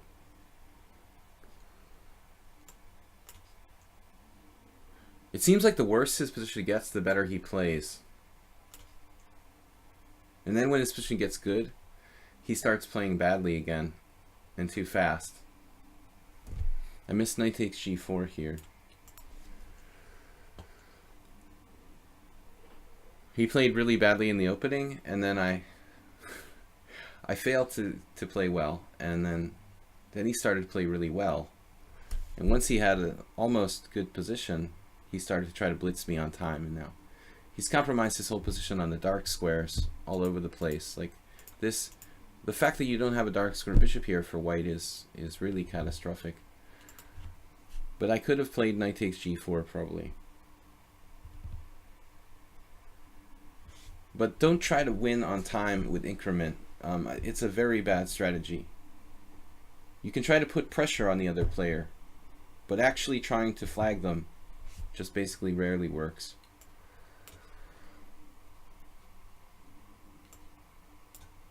He doesn't need the blitz moves. He's got 3 minutes more than me. If you don't use your time, it's not an advantage. That's the basic principle here. I want to see how big my advantage drops when I play bishop c8 in this position. Here, here, here, here. Now you're supposed to play, oh, apparently e3 is the main move. Wow. So e4 is more like a sideline. It was played by Jabava, and it's been played a lot against me in blitz. There was one Spanish IM who plays it all the time. But this is the main line, e3. Quite a few players there. But d3 looks suspicious. Now d4, c4, and maybe instead of c5 I should have played more centrally, developing a piece here. Being a queen pawn player, I'm more used to this. So here the computer is debating between bishop g6 and bishop d7, that's basically what I should have been debating. Between these moves, I think this bishop g6 is okay. Yes, he has knight h3, trying to play knight f4. But if anything, then I go here, not to c8, which doesn't construct anything. Knight h3, the bishop c8 is just totally undeveloping my piece. I'm still better. It's amazing how my advantage drops after this move. Queen e2, a nice response. Knight c6, queen takes e3. Someone here commits to h5. That's the move the computer says. Coincidence? H5, G5, I would think, and it's not that easy for me to get my pieces out. The knight is particularly hemmed in, and there's this problem, you know, on the diagonal. I don't think it's... H5 isn't really better than any other move in this position. Anyway, guys, alright, that was inconsistent by me. I let him equalize, and then he went crazy and tried to win on time. Arsenal fan is up next. Knight of Frozen Lake. It's coincidence. But in any case, I just don't think it's any better than any other move there. I've already thrown away most of my advantage by playing bishop c8. It's just inexcusable. Trying to be fancy, basically. Fancy play syndrome. What's up, Arsenal fan? We missed you for the simul. Well, I don't consider, you know, kibitzing with an engine cheating, you know. that's not cheating. You're allowed to use a computer when you're analyzing other people's games. I'm just curious. F4 King's Gambit.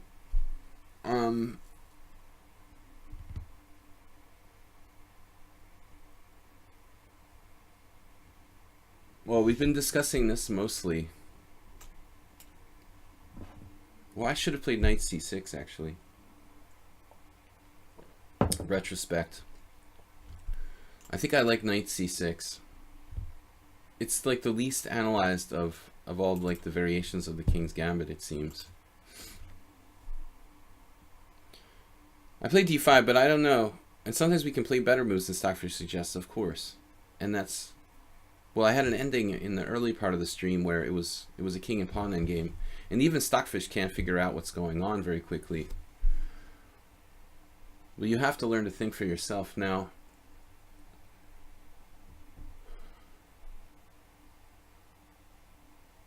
One of my students had a game in this variation. What did he do? Did he do queen takes d5 here? Queen takes d5, this position? It's c6, is that right? It doesn't refute the King's Gambit, of course. I think it's just a sharp way to play for black.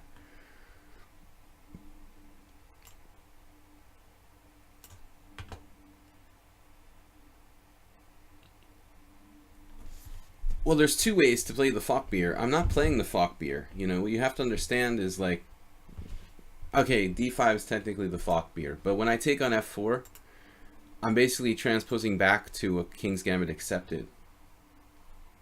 So it's really no longer a Falkbeer. I mean, technically for it to be a Falkbeer, I'm supposed to play e4 or maybe like John Nunn's c6. These Gambit style moves, you know.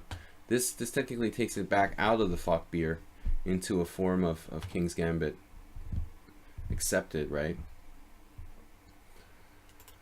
d4 looks like a strong move.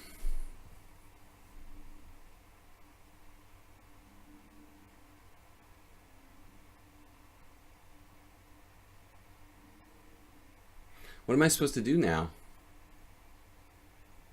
Should I play g5?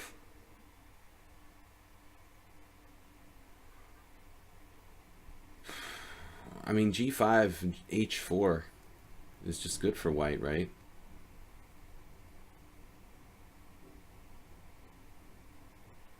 Now I need my time. I don't know anything about this line. There's queen takes d5, but c6 is just a passive move now, if he's going to play it like this. Bishop d6.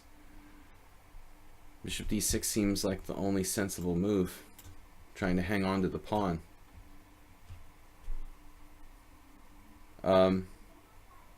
You don't want to see casuals. That's great, man. Hardly seems relevant.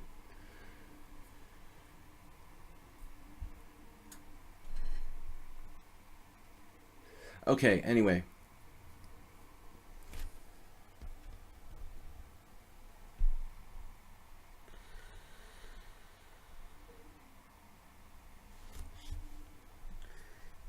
What are you talking about? Anyway, yeah, don't be rude just because people are ignorant. There's no excuse for being rude.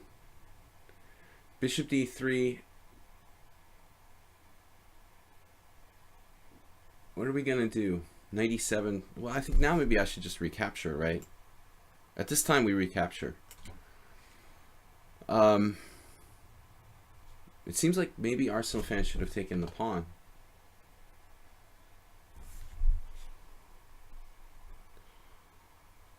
It's Aaron Nimzovich's move. Yeah, well, not surprising there were some moves before the era of John Nunn. Pretty much everything has been played 100 years ago. We'll give Nunn credit for popularizing it in the modern era. I mean, I think when Nunn played it, you know, it wasn't exactly trending at the time. But thank you, Mr. Nefidov, for a very, very informative comment regarding c6. Now what do I do to get my pieces out?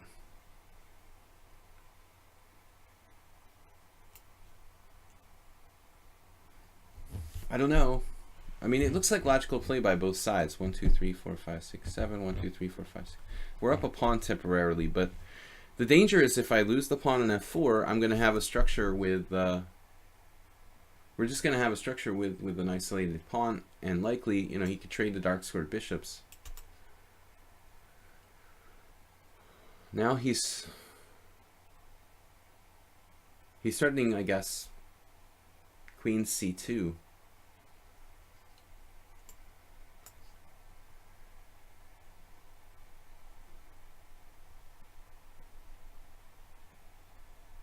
Guys, we've got 50 minutes left, a lot of time. The stream is going kind of slowly today, which is good. We got time for more games. Tomorrow, viewer tournament. I think we're going to do 7+2. I feel like playing some rapid chess. Tomorrow night at 7 p.m. CEST, Central European Summertime.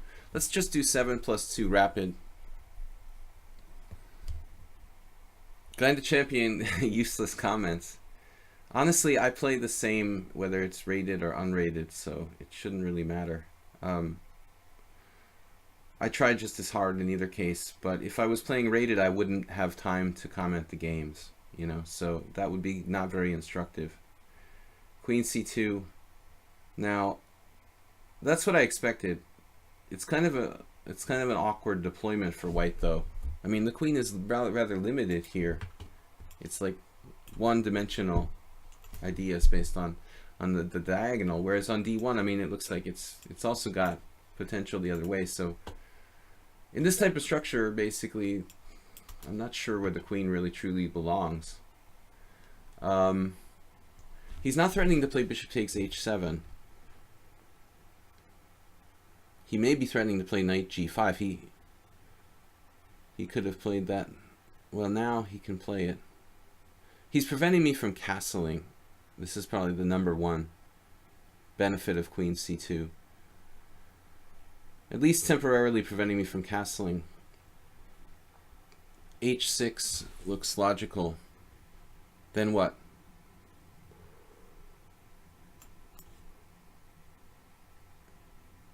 Maybe I could castle queenside myself. Queen c7. Move my bishop and castle queenside. Possibly. I'm just not very used to playing the black side of the King's Gambit, or any side of the King's Gambit, really.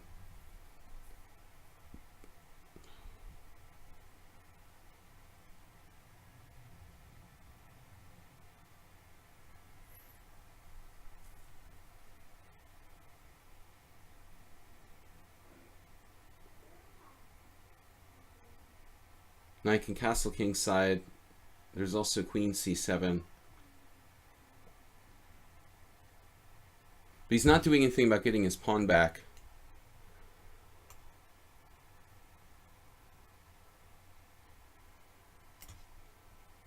He's not getting his pawn back on f4, which is good. Much like queen c7, I mean queen c2, queen c7 is also not an ideal square for my queen, but it's not bad.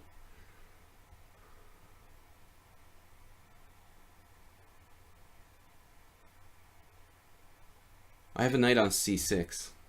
Yeah, he moved his queen anyway. I anticipated this, actually. He doesn't want to be hit by knight to b4. That's the problem with queen c2.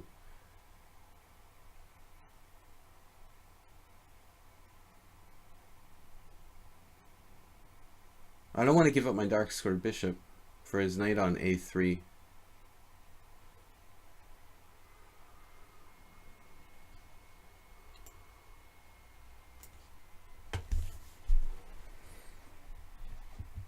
Oh, it's not clear whether or not white has enough compensation for the sacrificed pawn. Wow. Great comment, Nefidov.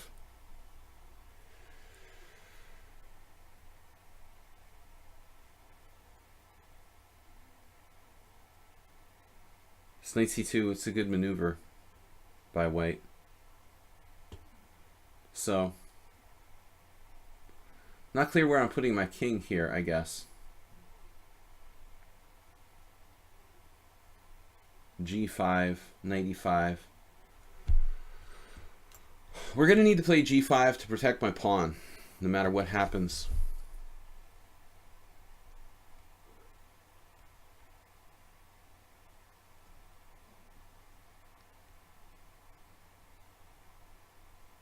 Because he can play knight e5 and interfere with my protection of f4.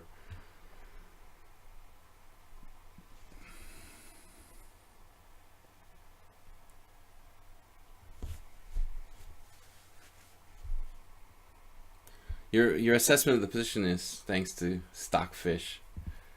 Or is that really your personal assessment comes in digital form?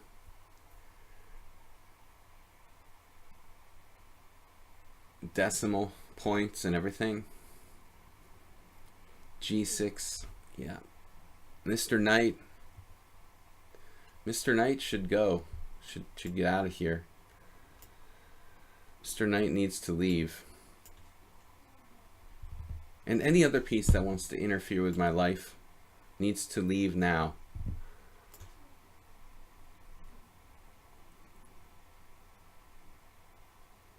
Any piece that wants to interfere with operations here.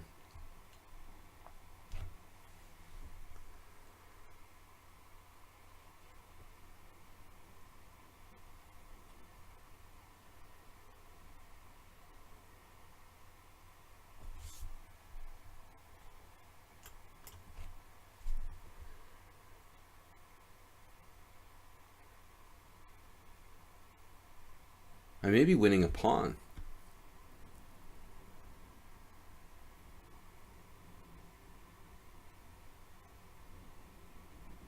But it's not that simple.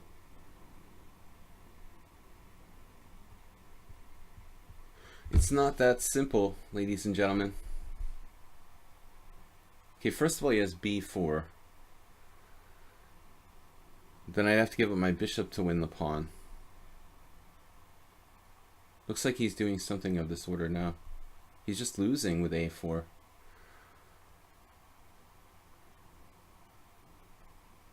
Doesn't this just lose? Didn't he have rook d1 there? I mean, I didn't want to give it away, but I mean, this seems like saving move for white. It's rather awkward, but might do the job. Not saving, but he might avoid absolute disaster. b4 knight e2 check or knight f3 check, doesn't matter. It matters, actually. This is significantly better. Arsenal fan is not fully awake yet, but I think rook d1 might hold, like to some degree. I guess I'm wrong. Rook d1, knight takes d4, pawn takes d4, bishop takes d4, bishop e5 check. It's an opposite color bishop ending and you're down 2 pawns, but at least you're not losing your queen, or you can continue the game basically. This is not that easy. So it's not resignable for white after rook d1. But let's see what the best move is here when he played queen c2. Well, let's see where he left theory first of all. All the good games are Hungarian, of course. But John Nunn White. White, Nunn against Anand from 95. Is c6 the best move? It's our next question. No, it's actually not very common. Unclear what the best move is. It's unclear what the best move. Okay, knight f6 is more natural. I don't know why I just don't play that. d4, bishop d6. Yeah, so instead of this, I guess knight c3, developing a piece. Or even taking is probably not that bad. Only one game in this position. I thought it was interesting though. Boris Ishvan here, who I know, played many times, numerous times. Played Boris Ishvan played knight c3. Looks like best move. Castles and then knight c6, c3 here, queen c2. So, you know, he ended up moving the piece again after this. Apparently he has a crazy tactic here. Knight g5, h6, knight takes f7. Wow. This is totally computer. What do you got here? One pawn for a piece. That is ridiculous. How can that be good? King g8. One pawn for a piece. Oh my god. Wilhelm Steinitz lives. This is crazy. This is like the Kieseritzky style. Knight takes f7 and you're down a piece for a pawn. And you have compensation. That's a crazy variation. Queen h5. Very difficult to find that, guys. So Arsenal fan played queen c2, and this is how Nefedov got his evaluation. Queen c7, knight a3, a6. Yeah, Whitey's just down a pawn here. He never got enough compensation. Here you just have to not pin yourself with king h1. Alright guys, thank you for watching. Thanks for playing. Now we got some more games. Morales is up next, guys. I'm taking the subscriber games first. Yeah, but always the King's Gambit is interesting, Arsenal fan. I mean, it seems like in the average chess game, if you play a game where, you know, your center pawn loss is under 30, then it was a good game. But I qualify that when it's the King's Gambit, it seems like if it's under like 60, you played a good game. It's always much more complicated for both sides. So against Morales, I'm focusing on d4 today. I never try to do tactics problems on stream. It's just not something that I like that much. I'm not saying I would never do it. If it was really something that a lot of the viewers want to see, I would definitely consider it. But I never really enjoyed doing tactics problems that much. Sometimes I do them, but it's kind of like, you know, eating your vegetables. I don't really enjoy it. Many ways to go wrong in the more complicated positions like the King's Gambit. I mean, the chances are both sides are going to make more mistakes. I keep forgetting that Morales plays I keep forgetting that he plays this, basically. The Budapest, which I'll play sometimes. We have a stream on Wednesday when I play unusual openings. Alright, let's try to go into our main line. I play e4 once on the stream like a couple weeks ago. It's not a move I normally play. Also e3. I play it from time to time.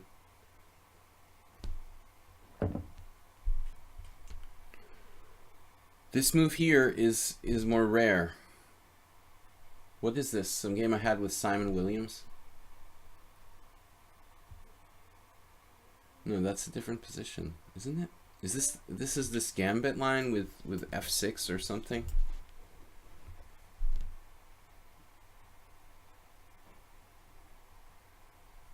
Morales just dropped a piece.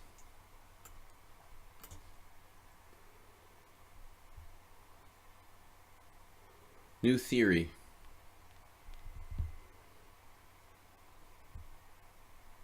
But what is he supposed to do there? d6, no? Let's offer him a take back. He's waiting a long time for the game, and probably he just lost his concentration, but if he has something in mind here, I guess it's d6.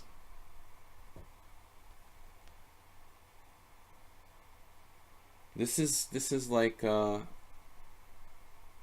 blitz game I had against Simon Williams 20 years ago in Hastings in a blitz tournament. I think it was this position. If it not, then it's something very similar. If not, it's similar. But isn't it like a very weird line? Pawn takes pawn, queen f6 or something? The problem is it might be just similar to a normal line that I forgot.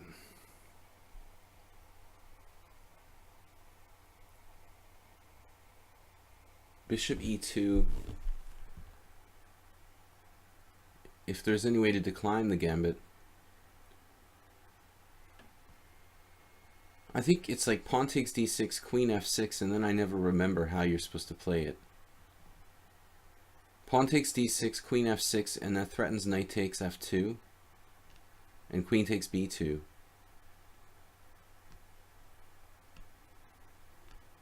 But is this the right position? I'm getting the feeling like it's not. Pawn takes pawn, queen f6, queen d2, concretely defending both threats. And then what does he do? Castles, knight c3.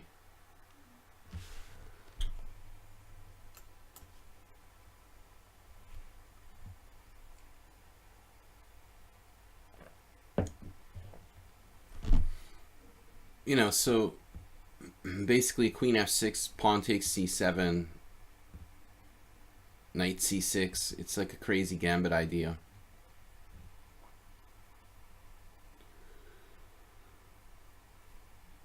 Well, structure doesn't matter anymore, Morales. You're all in here. I mean, yeah, structurally it looks bad, but it's all about tactics. I mean, I remember I lost that blitz game against Simon Williams when he was a teenager.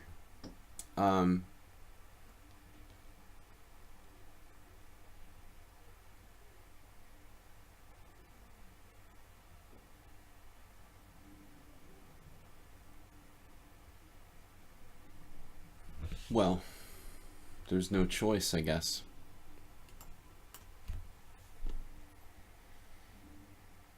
No more threats against f2 now.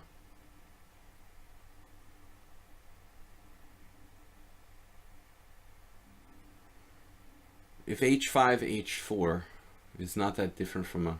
I could even play h3. I feel like queen f6 is late, but maybe not.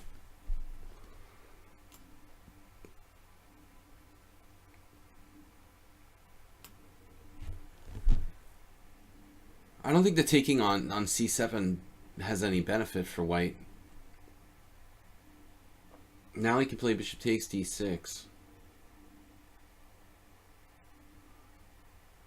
Threatening to undermine my protection of f2. Okay, white has a myriad of moves. I mean, even queen f3 would be an adequate defense to bishop takes d6 probably.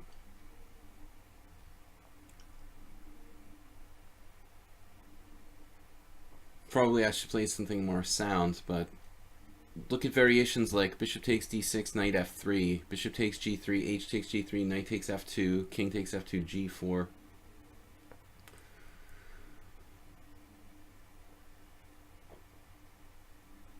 Knight e4.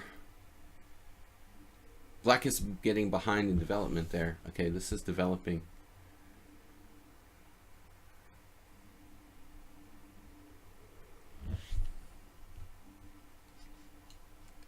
There is a possible sacrifice on e3, but maybe if there's no time, you know, don't give him time. I'm threatening bishop takes g4 now. So there's no time for, you know, bishop takes e3. He has to deal with the threat at hand. Now I also have, what? Oh, that's a good variation. Let's see.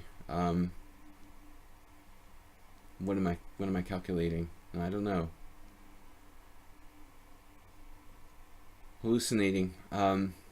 If I had an extra move, knight e4, bishop e4, check, king f1, knight takes e3, mate, but that's not really relevant since it can't happen. I don't know how that can happen.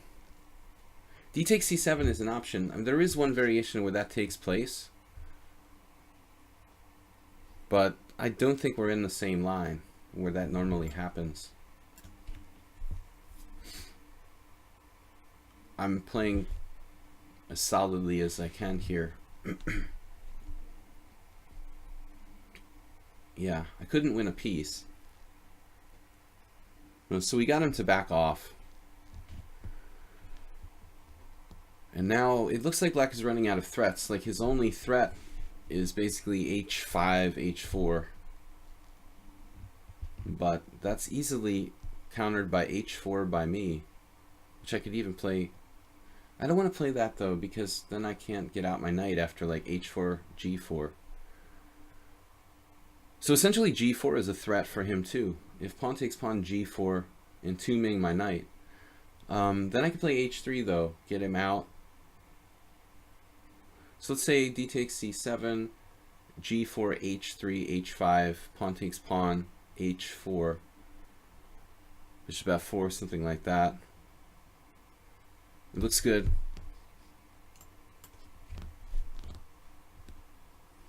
I don't see anything for black here. I mean, he could try h5. He should have played h5, of course.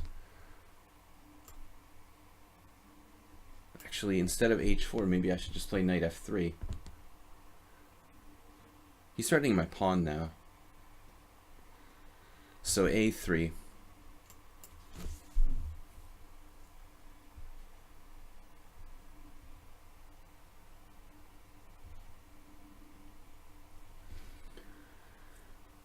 a3 and then b4.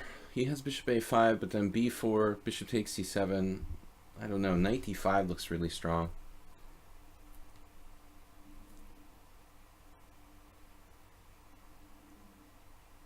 Both sides neglecting their king side development here. But bishop a5, b4, bishop takes knight d5 at the very minimum. He can sack a piece on b4, that's not really that big a deal. It's not a good variation for black. King f1, yeah. King f1 is an idea. As long as I don't get mated by knight takes e3, checkmate, it's fine with me. Yeah, now I have this thing about my knight getting entombed that I would rather avoid. Knight f3. h4 is like, how do I get my knight out? We can play h3. Or just knight f3. Or I could just take on h5 here.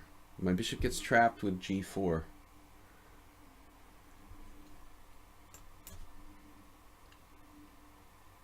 I didn't realize how low I was on time. Let's err on the side of caution.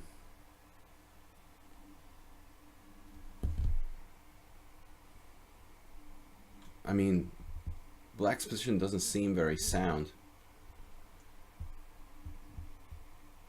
I still don't think I'm threatening bishop takes h5, but that's not really important. I mean, I just want to get my pieces out, and I'm winning.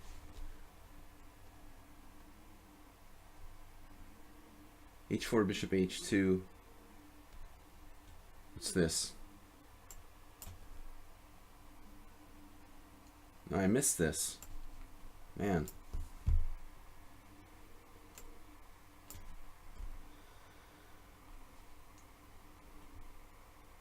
Very awkward.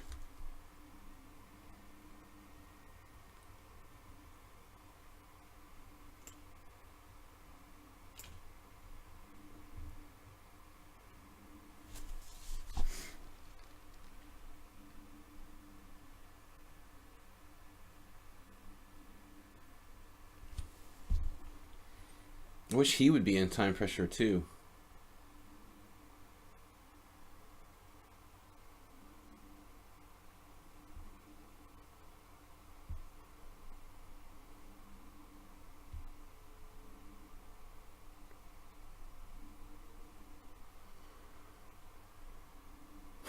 Mule Skinner is a fighter. Mule Skinner, I called him. I get Mule Skinner confused because they're both in like Spain. Now I trap a bishop on f5 if he doesn't take.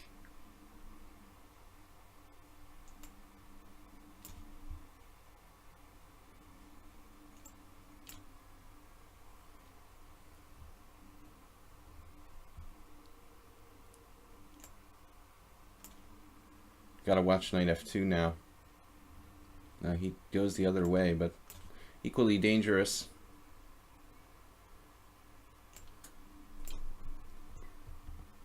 I had knight e5 check there as well.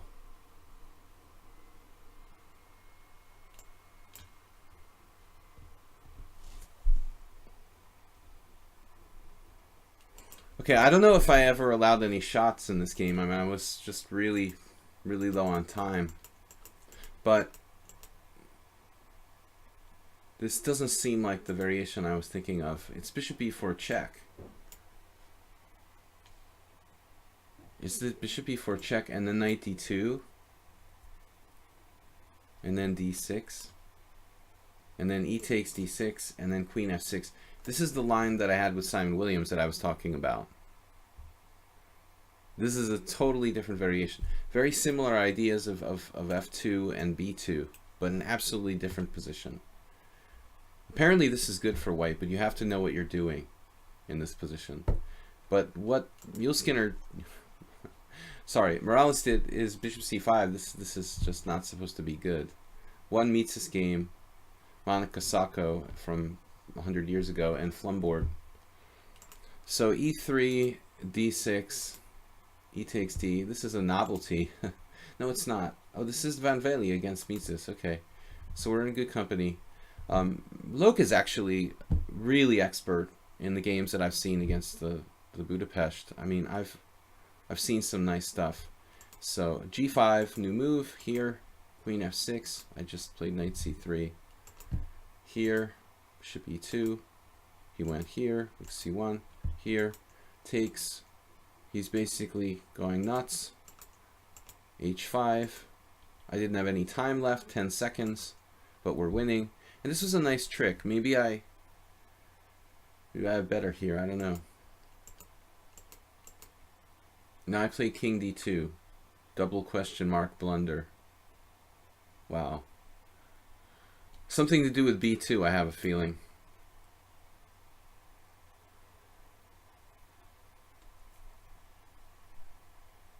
I guess I always have king f1 protecting my knight, so I can just go queen d6.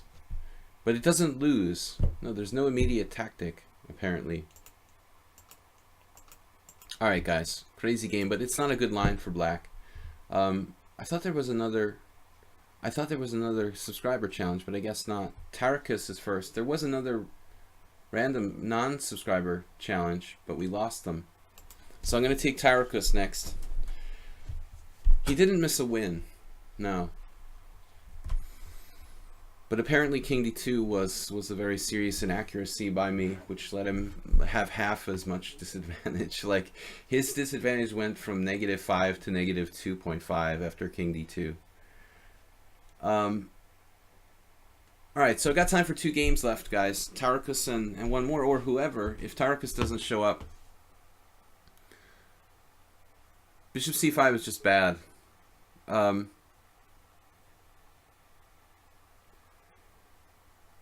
Anyway, Antonio, thank you, man, for the game. That was instructive. Tarakas is not here, apparently. He's been waiting too long. Let's give him another 30 seconds. Save a Dog and Dracofire would be the next guys. Tomorrow night, we're going to have a rapid tournament, 7+2, casual here on lichess. I'd like to thank you guys for supporting the stream, for being subscribers. Yeah, that Budapest I like to play in blitz myself, but you really have to know it. Alright, I don't think Tarakas is still here. So we'll take Save a Dog and Dracofire, try for these games. 2 last games for the stream today. The problem is that a lot of the non-subscribers have been waiting a long time, and they maybe like leave the computer because they figured they're never going to get to play. On Fridays, I'm going to be doing like Fast Friday when I just take all the challenges in order. So if you guys get bored of waiting, you're not a subscriber, come by on Friday. We just take the challenges as they come. I don't think I've ever had a bad position as white against the Budapest. That's good. No, I don't do 3+2. It's too fast for really properly commentating the games. It's like a 5-0 game. So save a dog, knight f3, c5. You know, he can transpose to the English here. That's one drawback of my move order, if he wants to. The one game I lost in the Hungarian team championship, or Budapest team championship, was this opening this year. I had 20 games and I lost one, and that was to Hungarian IM, who played this exact move order with white. But I played something very risky for black. I'm not going to do that anymore. Basically, bishop takes c3 in this position, or a similar one. I played queen d7 here, which is just too slow. Save a dog. Save a dog. We played 5 games. So queen d7 is too slow. This is my older variation here. I've also been looking at b6, but I have some reservations about b6. My reservations about b6 involve white playing e3 and d4 in the center pretty quickly. This bishop f5, it's a Malakov move. Vladimir Malakov. And I only discovered this like 2 years ago. It was played against me. I was like, what is that? But it's got a very good score. There was a nice game in the Bundesliga this year. Jens Maywald from Germany beat our own Hungarian Grandmaster Banus. Banus lost with white in this line. Now, I don't know what Save a Dog is doing here. He's playing d4. It's some sort of pawn sacrifice. I've never seen anything quite like this before. Novelty. Well, I mean, we could protect with the queen or the pawn at d4.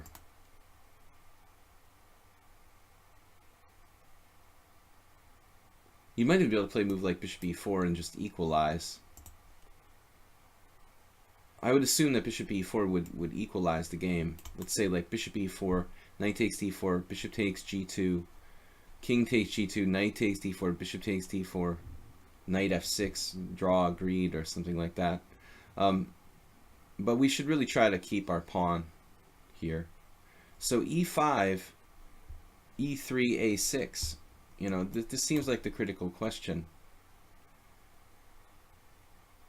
He doesn't have enough time for any kind of weird close Sicilian tricks, like to attack my d6 pawn. And I'm going to kick him out with a6. Maybe that's the solution. No, I don't see it. Queen a4, a6. e3, a6. He can play it like a gambit, but I don't think he gets enough compensation.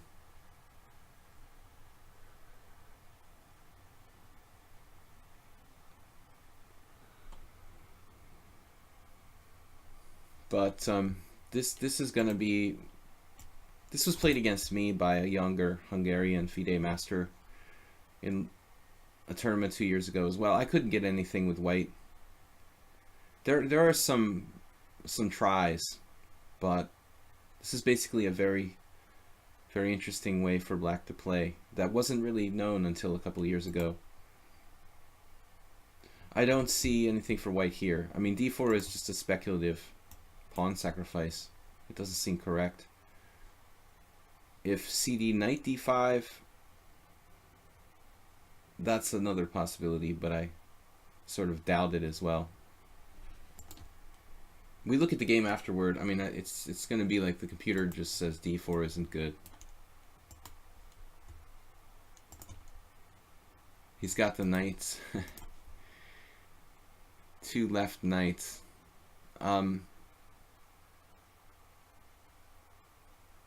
You know, it's like he's trying to come in here, but it's too slow. First of all, we get rid of this guy. He's got to go away to a bad place. He's exiled. Exiled to A3, which is a notoriously bad square. And then we go about developing our pieces, I think, you know. That's all there is to it. We could kick the other knight. You know, kicking the other knight to E4. I'm not sure if that's even necessary or good. The fact of the matter is the knight might be better on E4 than it is on G5. So I think that this is a situation where we're like, okay, the knight's not hurting anyone where it stands. I mean, knight F6 might be good as well. That would actually stop knight E4.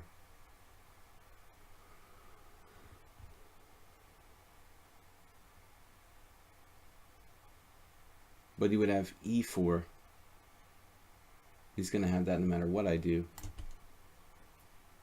It obstructs my bishop on G7 a little bit. The knight itself is better placed on F6. Usually on E7 in this Botvinnik type of structure, though. I don't know.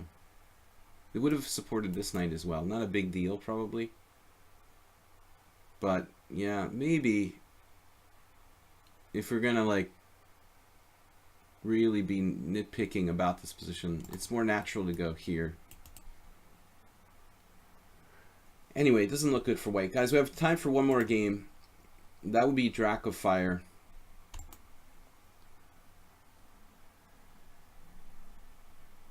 Doesn't stop E4. I can't stop E4. I mean, the question, should I take en passant or not? I really like this pawn on D4. Really, really like it. Bishop G4. No, I don't like taking. Bishop G4 is interesting. He has F3, but then his knight has nowhere good to go.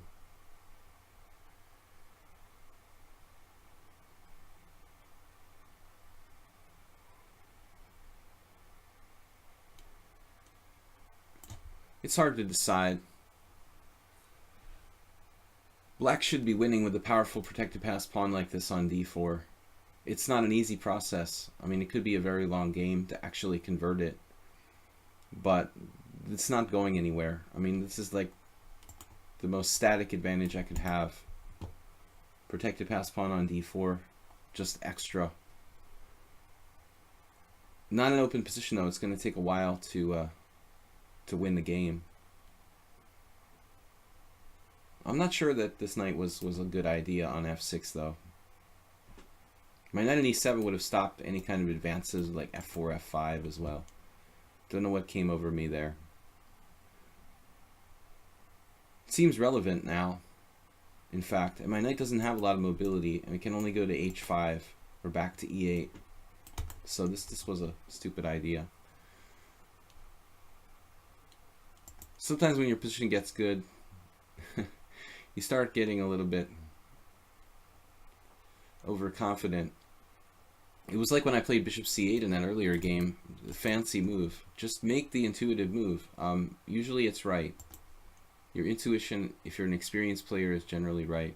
Rook E1, and he's not resolving anything with that move. I thought he should play F4. With Rook E1, he actually takes away this this knight maneuver, the blockading knight D3.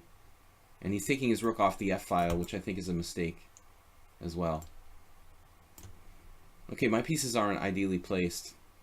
I would rather have my bishop on E6, knight on D7, and then knight C5, and play for F5. So it's going to take a little while to get my pieces reorganized. But I think rook E1 is a mistake. Well, he was worried about defending his E4 pawn, but okay, that's important. But he could have played F4. You got to do something. Yes, there's risks involved, but you're a pawn down, and I mean, you have to kind of take some chances, I think, at that point.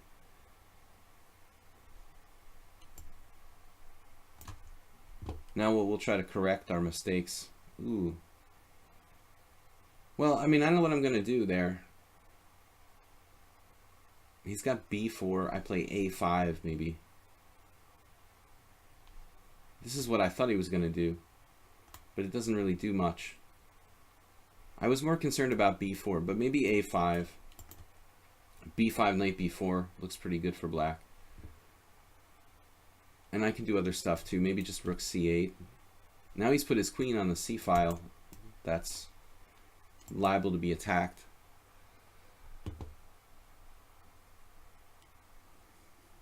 But the sacrifice of the pawn is just bad. I don't think I played this perfectly, but I guess just good enough. Okay, guys, last game coming up.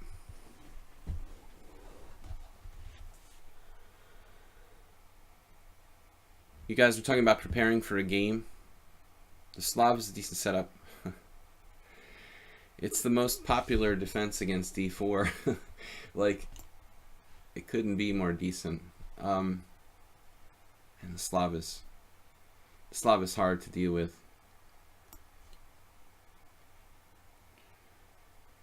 Still, he has b4. I think he should do it. I don't know what else to suggest.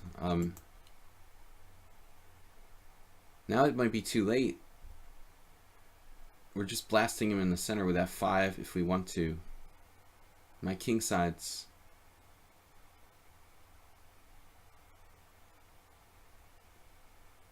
a little bit unsteady. I can play on the queen side here. This is where I wanted to go anyway. I've got this fork. There is the threat of b4.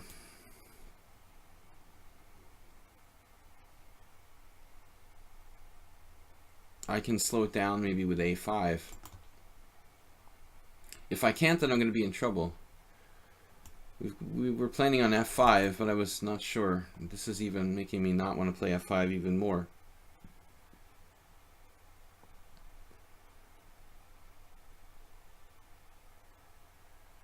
He's shadowing my king with the funny move queen d1.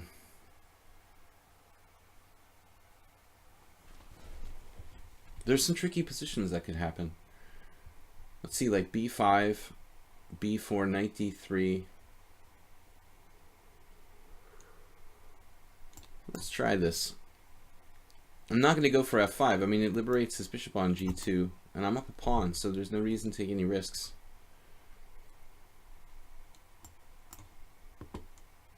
Now we've got the a file as well. It's like I'm white in a King's Indian or something like that. I'm basically playing the white side of a Fianchetto King's Indian here. Now he's offering up the e-pawn. I guess that's too much. Okay, there's knight takes d4.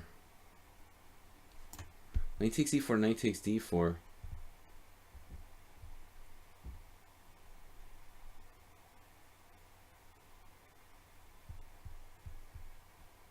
Knight takes e4, knight takes d4, knight on c takes d4, knight takes d2, knight takes c6. Oh, that wins a piece for me. Knight takes e4, knight takes d4, knight takes d2.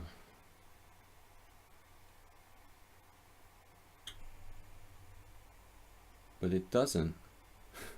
Knight takes e4, knight takes d4, knight takes d2, knight takes c6. Knight takes f3 check, bishop takes f3. And I'm up a pawn, not even up a pawn there at the end. That's ridiculous.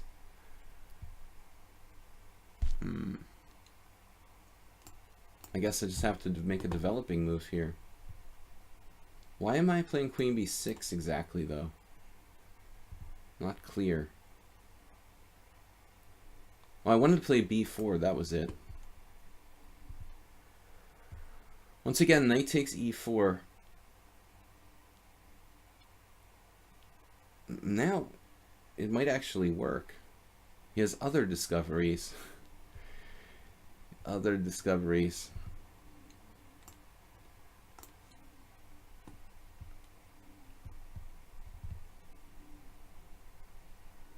I mean, I guess my rooks belong like here. Probably I should have taken the pawn at some point. Now it's just over. I mean, the pawn roller is devastating. Still don't have it. We will have it. That's it. This has got to be terminal. Cash terminal.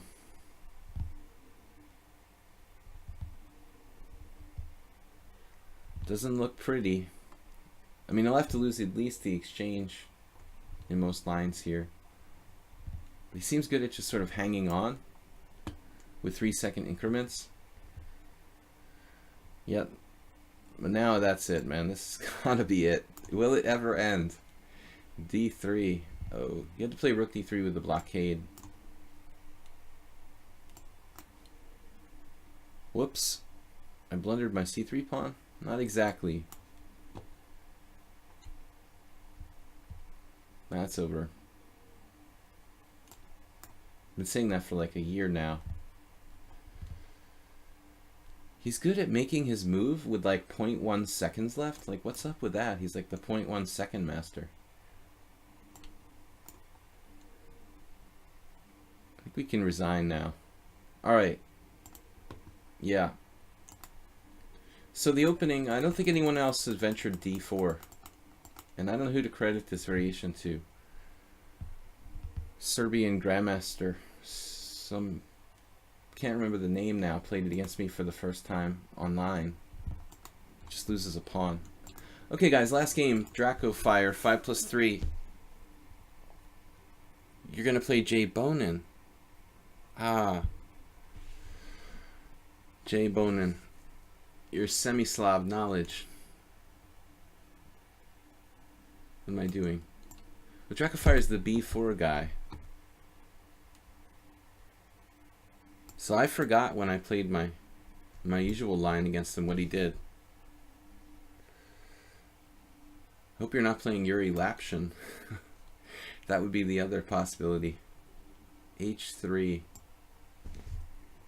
No, bishop H5 now. It's different from the B3 position. No, knight H3. So we must have had this. He's like rattling off the moves here. Knight F3, specialty preparation.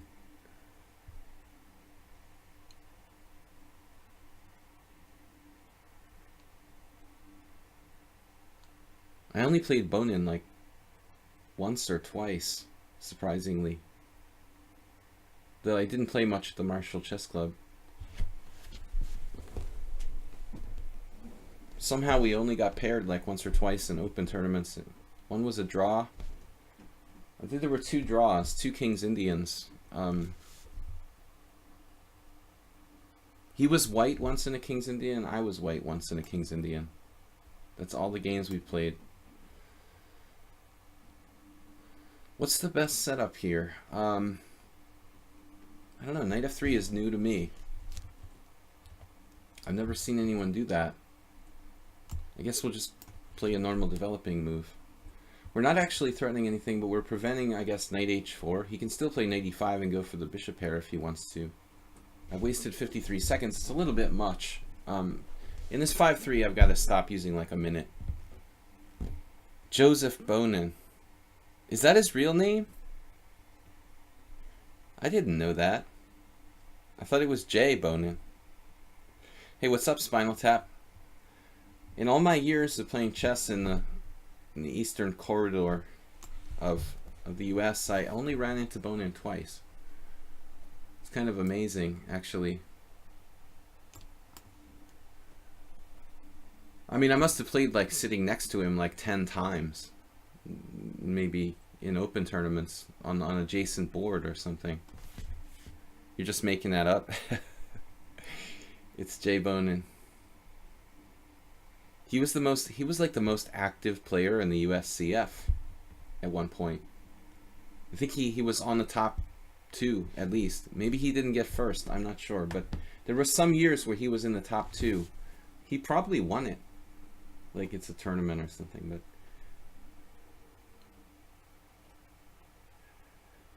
it's tempting to play H6 now. Now to get my bishop carved out. J Bone and Bunnies since 1986. You lost the 20 outer for $200. You lost the 20 outer.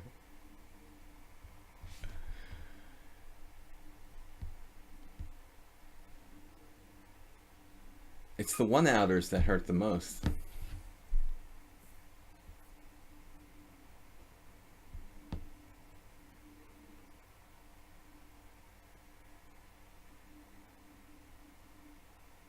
The 20 outer. What is this J Bone and Bunnies? Arsenal fan, you don't even know who we're talking about, do you? It's a really active. Well, he's old now, but in his prime he played like more tournament games than anybody in New York City. Rapid chess. Hundreds and hundreds and hundreds of games every year. It's crazy. Must be slowing down nowadays. I imagine he's dropped a lot of rating points at his age. He must be like 70. Is he not that old? Yeah, maybe I'm overestimating his age. I don't know. Well, he has to be at least 65. I mean, I don't know. I'm probably making him out to be too old, but yeah, I'm exaggerating his age. Okay, he's not that old.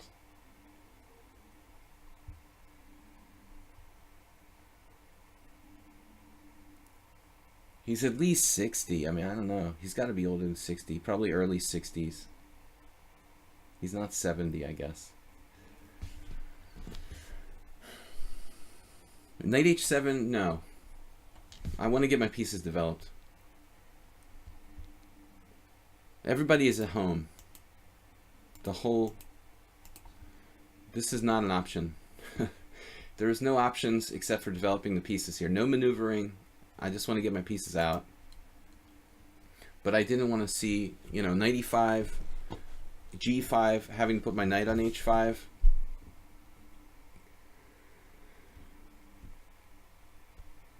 Kind of like a Dutch.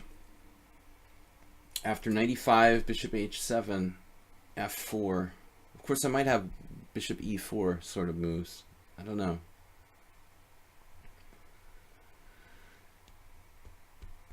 I feel like Dracofire is disconnected, guys. Sparkle Horse. Sparkle Horse. I see my own name and I say it. Spinal Tap Chess is showing up for the last game. But good to have you, man. It's the thought that counts. I'm sorry about your 20 outer. At least it wasn't a 40 outer. It sounds like you had a decent chance to win the hand, man. What are you playing? Cash Omaha. Bishop h7. Online Cash Omaha. What's up with this? He's going nuts on me here. Well, now he's going to hit my knight anyway. It makes me want to play like knight fd7.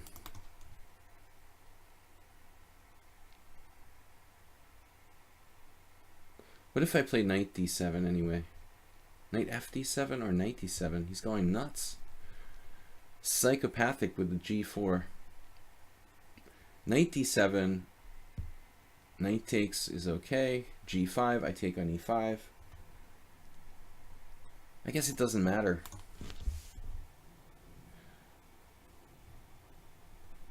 Oh, you're at low. Omaha high low.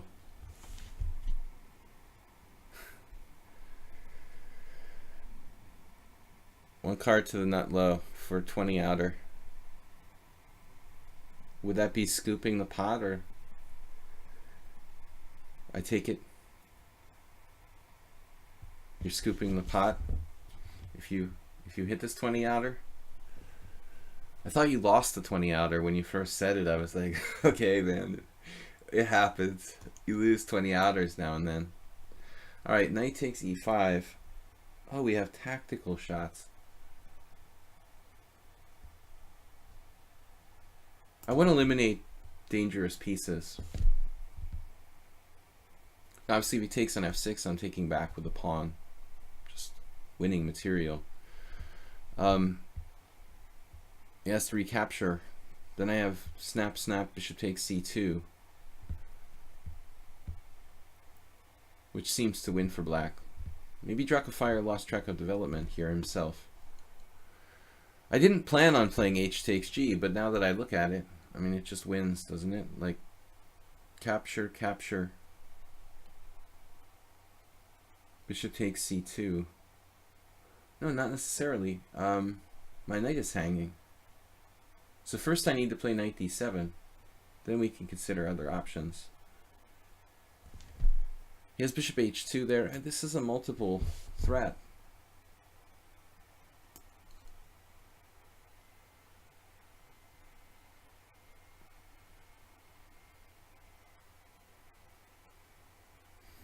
A multiple threat. So bishop takes. And if he tries anything fancy like rook takes h8, good luck with that.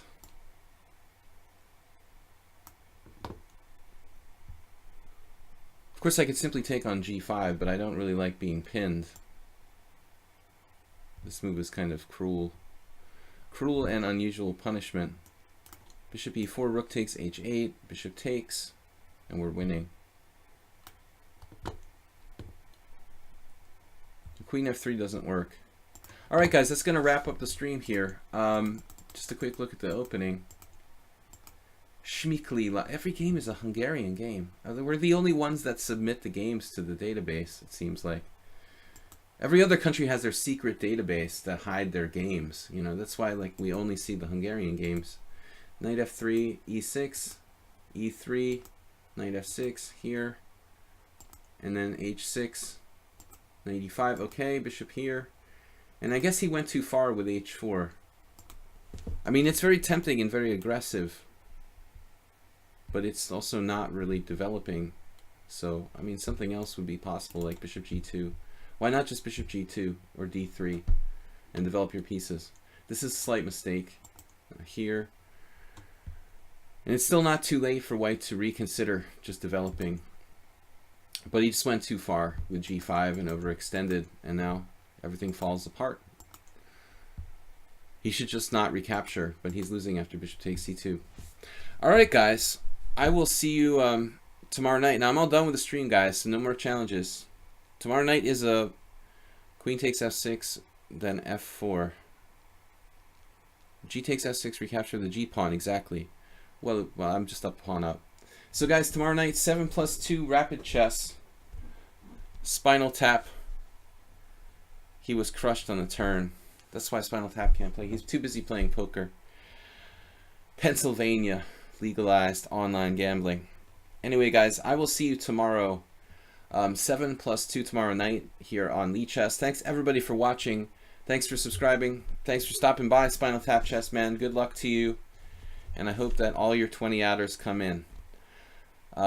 Anyway, guys, it was fun. Again, thanks for the support. And don't forget you can watch the replays on YouTube, Video Chess Training on YouTube. Please subscribe over there. Also, thanks for supporting via PayPal. You can do that on YouTube here or on Twitch. Again, tomorrow night, viewer tournament 7+2 rapid. I will see you guys then. And thanks for the support. Thanks for watching and playing. Good games, guys. Bye-bye.